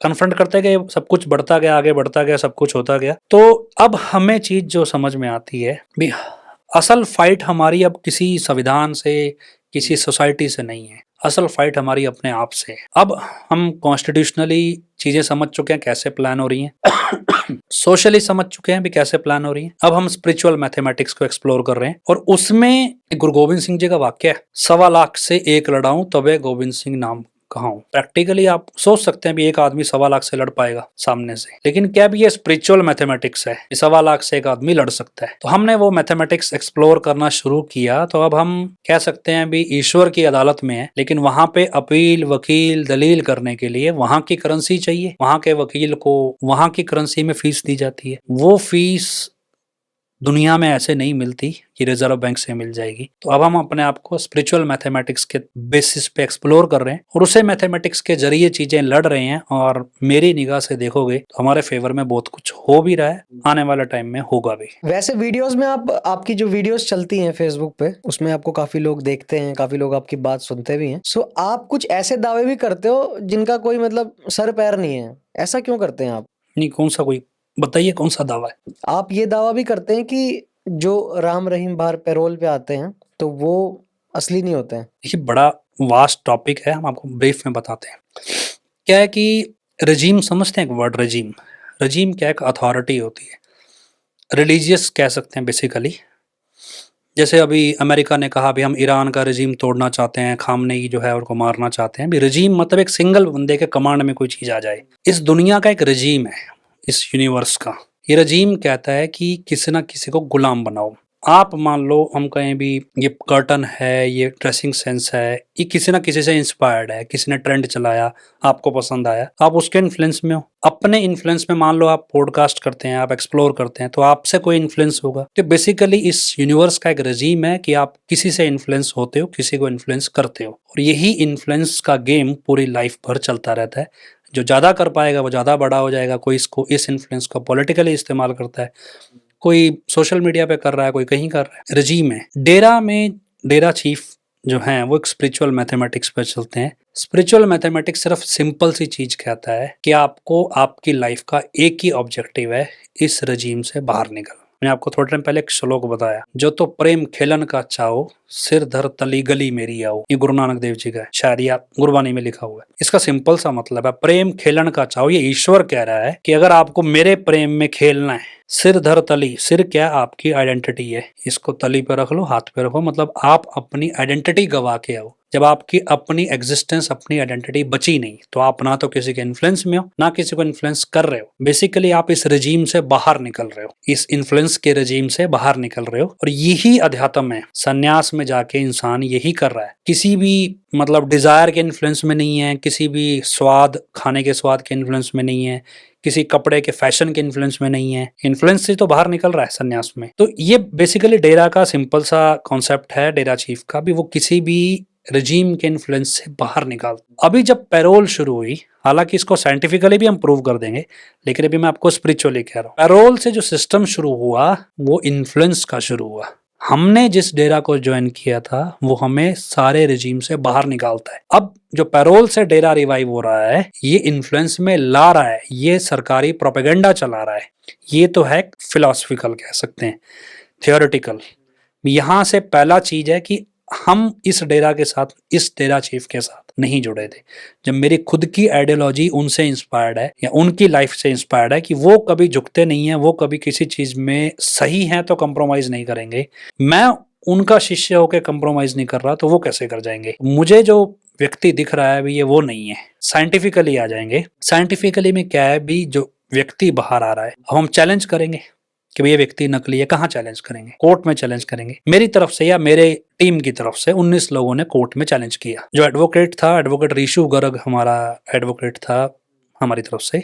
चलती हियरिंग में उसका जो असिस्टेंट है वो फोन कर रहा है मुझे, वकील का। बोला जी जज बोल रहा है भी मैं फाइन लगाऊंगा या बोगस केस लेके आओ, कॉस्ट लगाऊंगा। बोला कितने कॉस्ट बोल रहे हैं? बोला 1 लाख रुपए कॉस्ट बोल रहा है। हमने कहा भी लगाने दो कॉस्ट, आपको अपनी पिटीशन वापस नहीं लेनी। अब कोर्ट में ये बहस हो रही है। उधर से 3 सीनियर एडवोकेट हैं, एक सिंपल एडवोकेट खड़ा है। अभी हाई कोर्ट के किसी वकील को पूछना है इसका मतलब क्या है। करते करते कोर्ट 2.5 लाख पे आ गई है। मतलब कोर्ट में जज धमकी दे रहा है भी मैं 2.5 लाख का फाइन लगाऊंगा, ये पिटीशन वापस उठाओ, फिल्म देख के आए हो। मैंने कहा भी उसको 5 लाख का फाइन लगाने दे, लेकिन फाइन लगाने से पहले कोर्ट को ये साबित करना पड़ेगा ये व्यक्ति असली है, वरना फाइन नहीं लगा सकती। वो साबित कर नहीं सकती, हमें पता है, इसलिए मजे लो। वकील ने कहा जी ऐसा है, मुझे क्लाइंट से सीधे इंस्ट्रक्शंस हैं, पिटीशन वापस नहीं लेनी, आपने फाइन लगाना लगाओ। जज ने फाइन नहीं लगाया। क्यों नहीं लगाया? क्योंकि साबित तो करना पड़ेगा पहले, उससे पहले। इसलिए डिसमिस कर दी और ग्राउंड बना लिए, लेकिन फाइन नहीं लगाया। वहां से हाई कोर्ट के अच्छे खासे वकीलों को ये समझ में आ गया कि मामला कुछ गड़बड़ है। अब क्या करोगे? अब सुप्रीम कोर्ट जाओगे। तो मैं इस मामले को लेके सुप्रीम कोर्ट गया। Justice M R. शाह जज थे, एक और जज थे उनके साथ, कौन थे, पर जस्टिस एम.आर. शाह लीड कर रहे थे बेंच को। मैं कोर्ट रूम में मौजूद था उस समय। हमने पिटीशन फाइल की। जैसे ही हमारा नंबर आया, PIL प्रायोरिटी पे सुनी जाती है सुप्रीम कोर्ट में, हमारा नंबर आया अर्जेंट बेसिस पे। तो जैसे ही मेरा वकील बोलने लगा, जज बोलता है प्रेयर पढ़ो अपने केस की, क्या मांगने आए हो। हमने कहा भी इस व्यक्ति को कोर्ट में पेश करवाया जाए, वेरीफाई किया जाए। अब ये टेक्निकल है कि आर्टिकल 32 है, सुप्रीम कोर्ट को पावर देता है पार्लियामेंट के बराबर, सब कुछ पावर देता है, बड़ी पावर देता है। हमने कहा आर्टिकल 32 में सुप्रीम कोर्ट अपनी पावर का इस्तेमाल करे, इस व्यक्ति को कोर्ट में बुलाए, वेरीफाई करे। कोर्ट ने ऑन रिकॉर्ड लिख के दिया कि आर्टिकल 32 में सुप्रीम कोर्ट ये काम नहीं कर सकती, मतलब एक कैदी को वो कोर्ट में पेश नहीं करा सकती, ये कोर्ट के फैसले में। वहां पे जज बोल बैठा भी 5 लाख रुपए फाइन लगाऊं, मतलब मैं फाइन लगाऊंगा, कॉस्ट चाहिए, ये चाहिए वकील को। फिर हमने बोला लगाने दो, वेरीफाई तो करे। वकील बोला जी यहाँ का कॉस्ट कटेगा कैसे, काउंटर कहाँ करोगे? ना लगाने तो दो, लगाने के लिए भी तो बेस चाहिए ना उसे, कॉस्ट भी फर्जी PIL है, फैक्ट चाहिए ग्राउंड पे। अब ये असली है या नकली?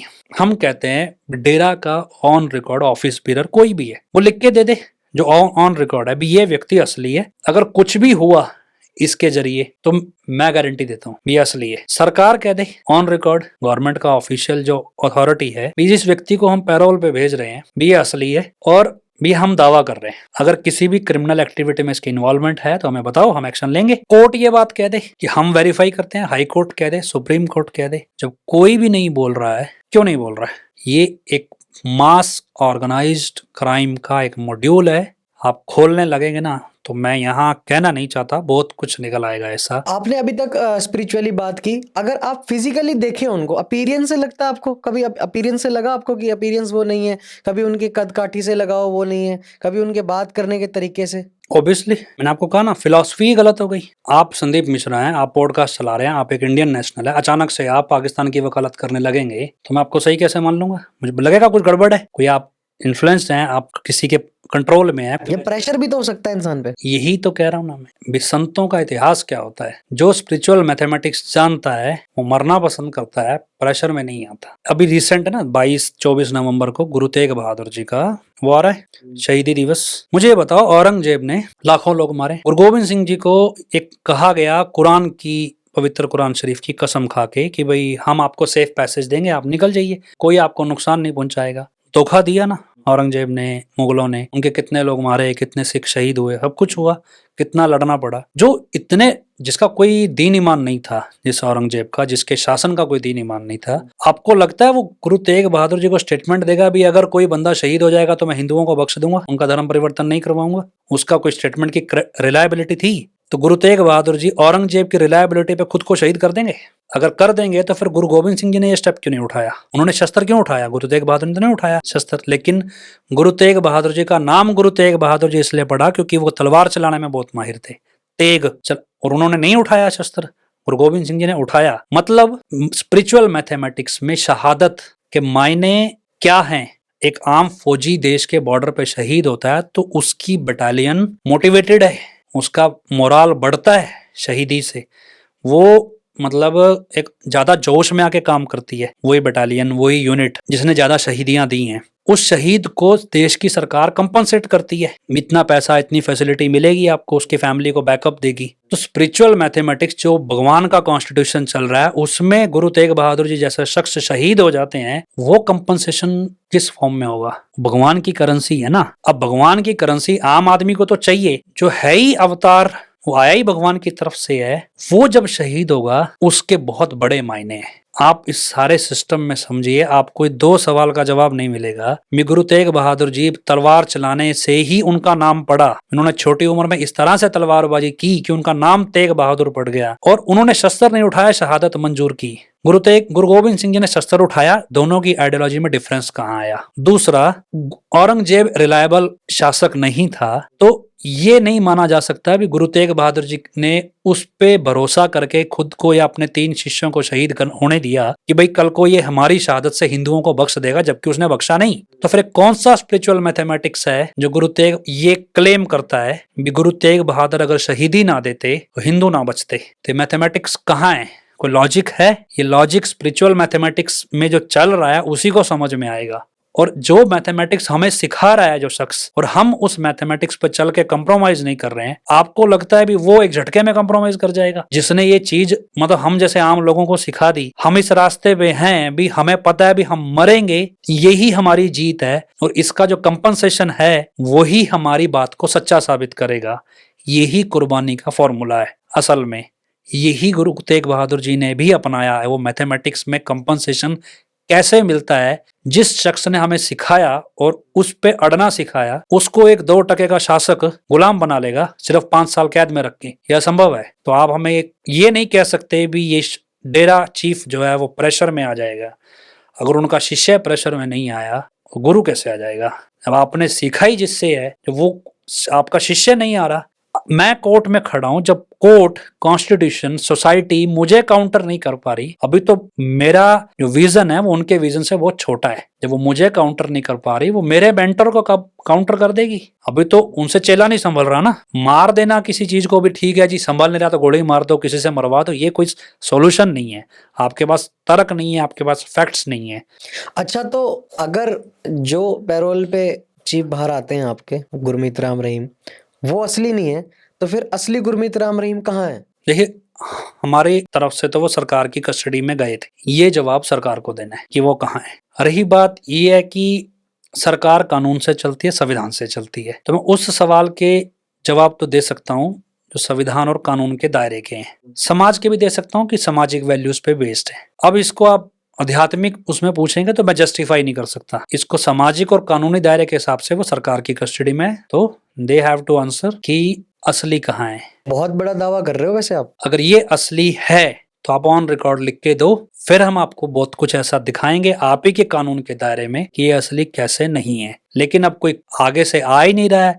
सुप्रीम कोर्ट के जज बोल रहे हैं भी आपको सुनेंगे नहीं, हाई कोर्ट के जज धमकी दे रहे हैं भी हम आपको फाइन लगा देंगे, फिर फाइन लगा भी नहीं दे रहे। एक बार नहीं है, 3 बार ये पिटीशन फाइल हुई है और हर बार वो भाग रहे हैं। IPS ऑफिसर है दीप्ति गर्ग, हरियाणा पुलिस की, 1030 लोगों ने कंप्लेंट दी है कि ये व्यक्ति नकली है। एक आदमी ने नहीं, 1030 लोगों ने। कहाँ है वो कंप्लेंट? कुछ तो लिखो ना उस पे भी, हमने वेरीफाई कर लिया भी असली है। कमिश्नर पैरोल सैंक्शन कर रहा है, पुलिस प्रोटेक्शन में व्यक्ति को आता है, ओपन कैमरा पे सारा 30 के 30 दिन 40 दिन निकालता है, पुलिस प्रोटेक्शन में वापस जेल में जाता है। कितनी देर का काम है सरकार को ये लिख के देना भी इन्वेस्टिगेशन कंप्लीट हो गई है, आदमी असली है। अच्छा, जब वो पैरोल पे आते हैं आप उनसे मिले हैं? फिर मिलते ही नहीं, भागते हैं। हम तो जाते हैं, मिलो, मिलना नहीं चाहते हमसे, गेट बंद कर लेते हैं। मैं गया हूँ, जब मैं गया तो उन्होंने गेट बंद कर लिया, बोले इस आदमी को अंदर नहीं आने देना। अब आप बताओ कि जब उनके अपने प्राइवेट सिक्योरिटी गार्ड्स सारे बदल दिए गए, डेरे का ट्रस्ट डीड बदल दिया गया,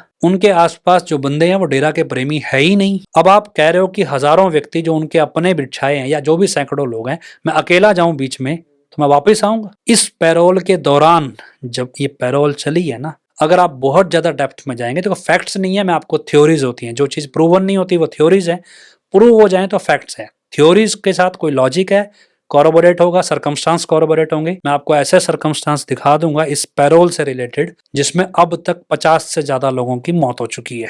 अच्छा, इस पैरोल से रिलेटेड। लेकिन क्या है कि कॉरोबोरेट कर दें, प्रॉब्लम ये है कि करें किसके सामने? जो कोर्ट हमें सुनना नहीं सुनना चाहती, ठीक है, धमका क्यों रही है? धमका रही है तो फिर एक्शन ले। हम तो कह रहे हैं लो एक्शन लो, तो कि हमें बराबर पार्टी तो बनाओ। फिर आपको साबित करना पड़ेगा ना आप एक्शन क्यों ले रहे हो।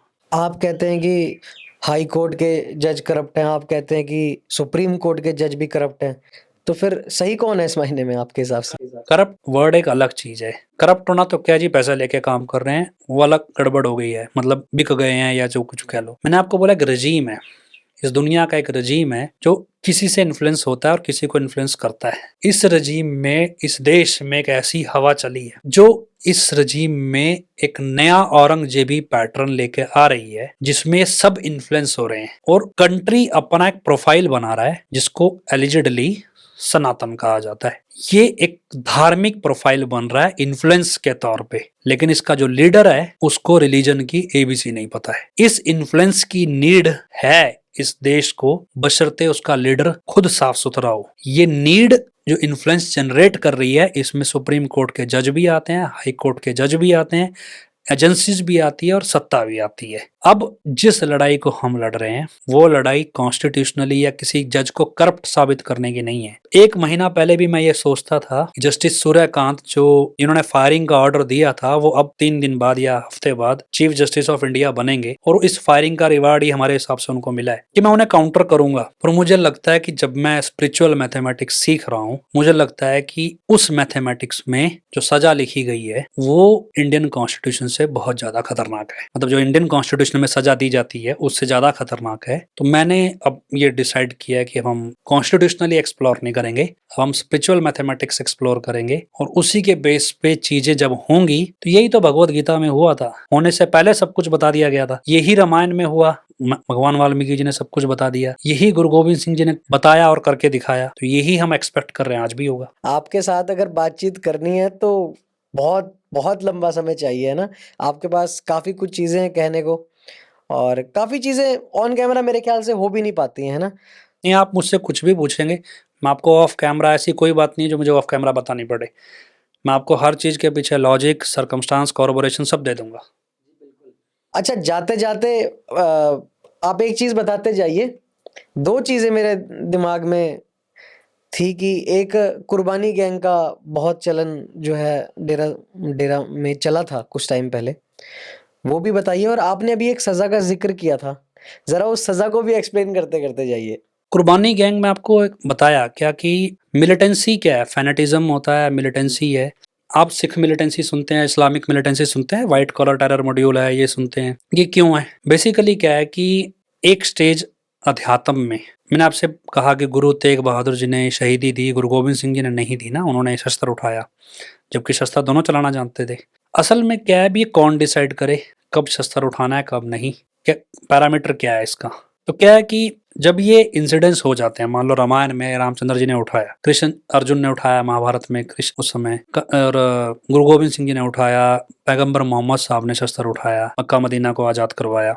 अब ये उसके बाद हिस्ट्री बन जाती है, उसके बाद इसको इंटरप्रेट करने वाले आ जाते हैं, इसको इंटरप्रेट करने वाले आ जाते हैं। वो इंटरप्रेट करके बताते हैं भी इस सर्कमस्टांस में शस्त्र उठाना जायज है और इसी सर्कमस्टांस में हमारे जो मेंटर है उन्होंने शस्त्र उठाया था। तो ये हिस्टोरिकली डिफाइंड होता है। अब डेरा जो है वो ज्यादातर सिखिज्म से इंस्पायर्ड है, मतलब सिख इतिहास से। तो क्या है कि जब ऐसे स्पिरिचुअल फिगर्स जब चलते हैं तो उनके साथ ये थॉट चलता है हिस्ट्री का, देखो हिस्ट्री में इस सर्कमस्टांस पे शस्त्र उठाया था तो हमें भी उठाना बनता है। तो ऐसे डेरा में भी जो डेरा के लोग, डेरा के फॉलोअर्स थे, गुरु जी के फॉलोअर्स थे, जो उनसे ज्यादा लगाव रखते थे, प्रैक्टिकली उनके दिमाग में बिठाया गया भी अब शस्त्र उठाने की नौबत आ चुकी है। और वहां से फैनेटिज्म से कब वो मिलिटेंसी में कन्वर्ट हो गया तो ये कहा भी इसमें आपको कुर्बान होना पड़ता है, मरना पड़ता है। तो बेसिकली जो मतलब मरना चाहते हैं इस रास्ते पे वो अपना नाम लिखा दो, ये कुर्बानी गैंग है। लेकिन क्या है भी लहू लगा के शहीदी नहीं मिलती। ऐसा नहीं है भी आपने मैं मरने जा रहा हूँ, शहीद ऐसे नहीं बनते कोई।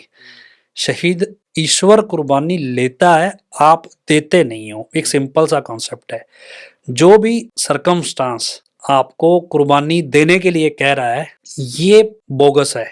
तो डेरा में हिस्ट्री से इंस्पायर्ड होके कुछ लोगों ने ऐसा मॉड्यूल खड़ा कर लिया कि जो गुरुजी से लगाव रखने वाले लोग हैं उनको कहा भी आपको कुर्बानी देनी पड़ेगी, तब जाके सिस्टम बचेगा और ये आपको आध्यात्मिक दुनिया में चरम सीमा पे ले जाएगा। क्योंकि लोगों ने भी दी, यही मिलिटेंसी का बेस है कि डिसाइड कौन करे। अच्छा, ये बात तो रही कुर्बानी गैंग की। अच्छा, एक आखिरी क्वेश्चन मेरा ये भी था कि जो सजा थी जो आप बता रहे थे कि स्पिरिचुअल, सिंपल सा था। हाँ, कोर्ट में जब कोई केस चलता है तो उसमें ये साबित होता है कि भी आपको पता था ये गलत है, आपको मौका था। हालांकि कानून ये कहता है भी ignorance of law is of no excuse. 18 साल के बच्चे को कानून नहीं पता, उसने एक लिफाफा उठा के किसी को पकड़ा दिया, उसमें ड्रग्स थे, तो 10 साल की कैद हो जाएगी। कोर्ट कहती है ignorance of law is of no excuse. भगवान की अदालत में ये नहीं चलता। वो कभी अनजान था जी, पता नहीं था, तो भगवान आपको मौका देता है, वो आपको रियलाइज कराता है भी जो आप कर रहे हो ये सोच समझ के कर रहे हो और ये गलत कर रहे हो, ये गलत है, ये आपको पता है फिर भी आप कर रहे हो। वो आपको वार्निंग देगा भी, आपको भी आप सुधर जाओ। एक बार नहीं देगा, कई बार देगा। हाँ, भगवत गीता में शांति दूत कृष्ण जी बन के गए थे, वार्निंग देने ही गए थे ये सुधर जाओ। तो वो आपको किसी भी व्यक्ति के जरिए दे सकता है वार्निंग भी, आपको वार्निंग मिलेगी। जब आपको पता चल गया भी आप गलत हो और आप फिर भी इस चीज पे चल रहे हो, अब भगवान का कानून यहाँ पूरा हो जाता है। इसके बाद जो सच के लिए लड़ रहा है उसको चुप हो जाना होता है कि भाई अब मैंने ये बता दिया है, अब उसकी अदालत में चीज क्लियर हो चुकी है, अब तुझे कोई नहीं बचा सकता। या तो माफी मांग ले, नहीं फिर अब जो डेस्टिनी है वो उस तरफ चल पड़ी है। आपको लगता है पॉडकास्ट है मेरा पहला पॉडकास्ट जो शायद पब्लिश होगा, हुए बहुत हैं। आपसे पहले बड़े बड़े media house, even Indian express कह सकते हैं, वो भी मेरे पास लेकर गए हैं 2-2 घंटे के वीडियोस मेरे। इससे पहले एक और मीडिया हाउस आया था, वो 8 घंटे का वीडियो लेके गया था। तो ये क्या है कि मैं पॉडकास्ट नहीं कर रहा हूँ, आपके जरिए, आपके व्यूअरशिप के जरिए जिन लोगों को सच समझ में आएगा वो इस दायरे में आ जाएंगे। अगर वो सच के साथ नहीं खड़े होंगे तो ये साइकिल शुरू हो जाएगा उनके साथ। अगर वो खड़े होंगे तो उनको एक तरफ होना पड़ेगा, नहीं होगे तो ये साइकिल, आप ईश्वर जब पूछेगा कि भाई आप कहोगे मुझे पता नहीं था, तो उस दायरे में जब जिस दिन आपको पता चल गया उस दिन से ईश्वर ने अपने तरीके से किसी के भी जरिए आप तक सच पहुंचा दिया। या तो आप कन्फ्रंट करोगे कि भाई मुझे हजम नहीं हुई जी आपकी बात, आप दोबारा बताओ, तो मैं साबित करूंगा। अगर मैं साबित नहीं कर पाया तो आप कहोगे जी मैंने तो कन्फ्रंट किया, मैंने सच जानना चाहा, मुझे नहीं पता लगा। तो वहां क्या है, वहां सारे पैरामीटर पूरे होंगे। मैंने आपको कहा कि वहां की करेंसी, वहां अपील दलील वकील जो होते हैं वो रिजर्व बैंक की करेंसी पे नहीं चलते हैं। यही मैथमेटिक्स तो हम 8 साल से एक्सप्लोर कर रहे हैं, और यही मैथमेटिक्स है जो गुरु तेग बहादुर जी ने एक्सप्लोर किया। किस बेसिस पे गुरु गोविंद सिंह ने कह दिया अभी एक आदमी 1.25 लाख से लड़ जाएगा, जबकि हिस्ट्री में ऐसा एक आदमी बताओ जो अकेला 1.25 लाख से लड़ा हो। लेकिन ये कह दिया तो सच है, लोग मानते हैं, और ये होगा भी। हो सकता है हुआ हो, हमें प्रैक्टिकली एग्जाम्पल नहीं मिला, लेकिन अगर ये सच है तो मैं तो उस सच को एक्सप्लोर कर रहा हूं। ये 1.25 लाख गुना ताकत बढ़ती कैसे है, कौन सा मैथमेटिक्स है? अगर 300-400 साल पहले ये 1.25 लाख गुना थी, आज तो शायद हो सकता है और बढ़ गई हो। तो जब बुराई बढ़ रही है तो अच्छाई भी बढ़ती होगी। तो यही तो चीज है। अब वो सजा क्या है, इस सारे कॉन्सेप्ट में जो लोग इन्वॉल्व हैं, मैं आपको दावे से कहता हूँ, अगर आप, मेरी बहुत डेप्थ में स्टडी है, जिन जिन को सच पता चलता जाएगा, अगर वो नहीं खड़ेंगे सच के साथ, तो ये साइकिल अपने आप शुरू होगा। उनको खुद समझ आ जाएगा ये सजा कैसे मिल रही है। बाकी छोड़ देते हैं लोगों पे। काफी बड़ा हो गया भाई टॉप। आज मुझे लगता है मेरी जिंदगी का ये काफी बड़ा पॉडकास्ट है। इतना लंबा पॉडकास्ट मैंने भी नहीं किया। हम ज्यादातर 1 ही घंटे का करते हैं, और ये आई थिंक 1.5 घंटे प्लस का हो चुका है ना। तो दोस्तों, आपके हाथ में भाई आपके फोन्स हैं, अपने अपने फोन से कमेंट करिए, दबाकर बताइए कि आगे किस चीज पे चर्चा होनी चाहिए। आपका कोई सवाल है तो वो भी लिखिए कमेंट बॉक्स में। अगली बार जब सर आएंगे हमारे सामने ना, तो उस टाइम पे हमारे पास आपके दिए हुए सवाल होंगे, वो हम इनसे पूछेंगे। और सवाल तो मेरे भी बहुत अधूरे हैं अभी, और जुड़ जाएंगे साथ में। आपसे बात करके काफ़ी अच्छा लगा, और काफ़ी चीज़ें नई एक्सप्लोर हुई हैं आज, जिनका हमें पता नहीं था और पता लगी हैं, क्योंकि आप इस चीज़ में काफ़ी स्टडी कर रहे हैं। वैसे ये आपका खुद का मानना है, आपके व्यूज़ हैं ये, है ना। और आप कहते हैं, आप दावा करते हैं कि अगर कोई सवाल करे, काउंटर करे, तो आप उसे विद प्रूफ आप उसे जवाब देंगे। तो अगर ऐसा कोई है भाई, ऑफिशियल्स या कोई भी है, अगर इस वीडियो को कोई देख पा रहा है और उसे जवाब चाहिए, तो भाई आप तो आई हैं। अपना फेसबुक एक बार बता दीजिए सबको, है ना। हमारा बस कैंपेन है फेथ वर्सेस वर्डिक्ट, तो वही हमारा यूट्यूब पे है। तो हाल ही में मैंने एक सीरीज बनाई है, तो काफ़ी हद तक तो उसमें आंसर किया, पर वो कॉन्स्टिट्यूशनल दायरे में है। तो अभी हम स्पिरिचुअल मैथमेटिक्स पे फिलहाल एक्सप्लोर कर रहे हैं, और हो सकता है जब हम कर पाएंगे तो उसके वीडियोस भी बनाएंगे। सो आज के पॉडकास्ट में इतना ही। मिलते हैं किसी और वीडियो में, किसी और एपिसोड में। तब तक के लिए बाय बाय। और कमेंट बॉक्स में कमेंट आपके आने चाहिए, ये ज़रूरी है। और अगली बार इनसे बिल्कुल चाकू की धार जैसे तेज होती है ना, वैसे सवाल होने वाले हैं। तो अगला एपिसोड भी आपको ज़रूर देखना है। Thank you so much, bye bye.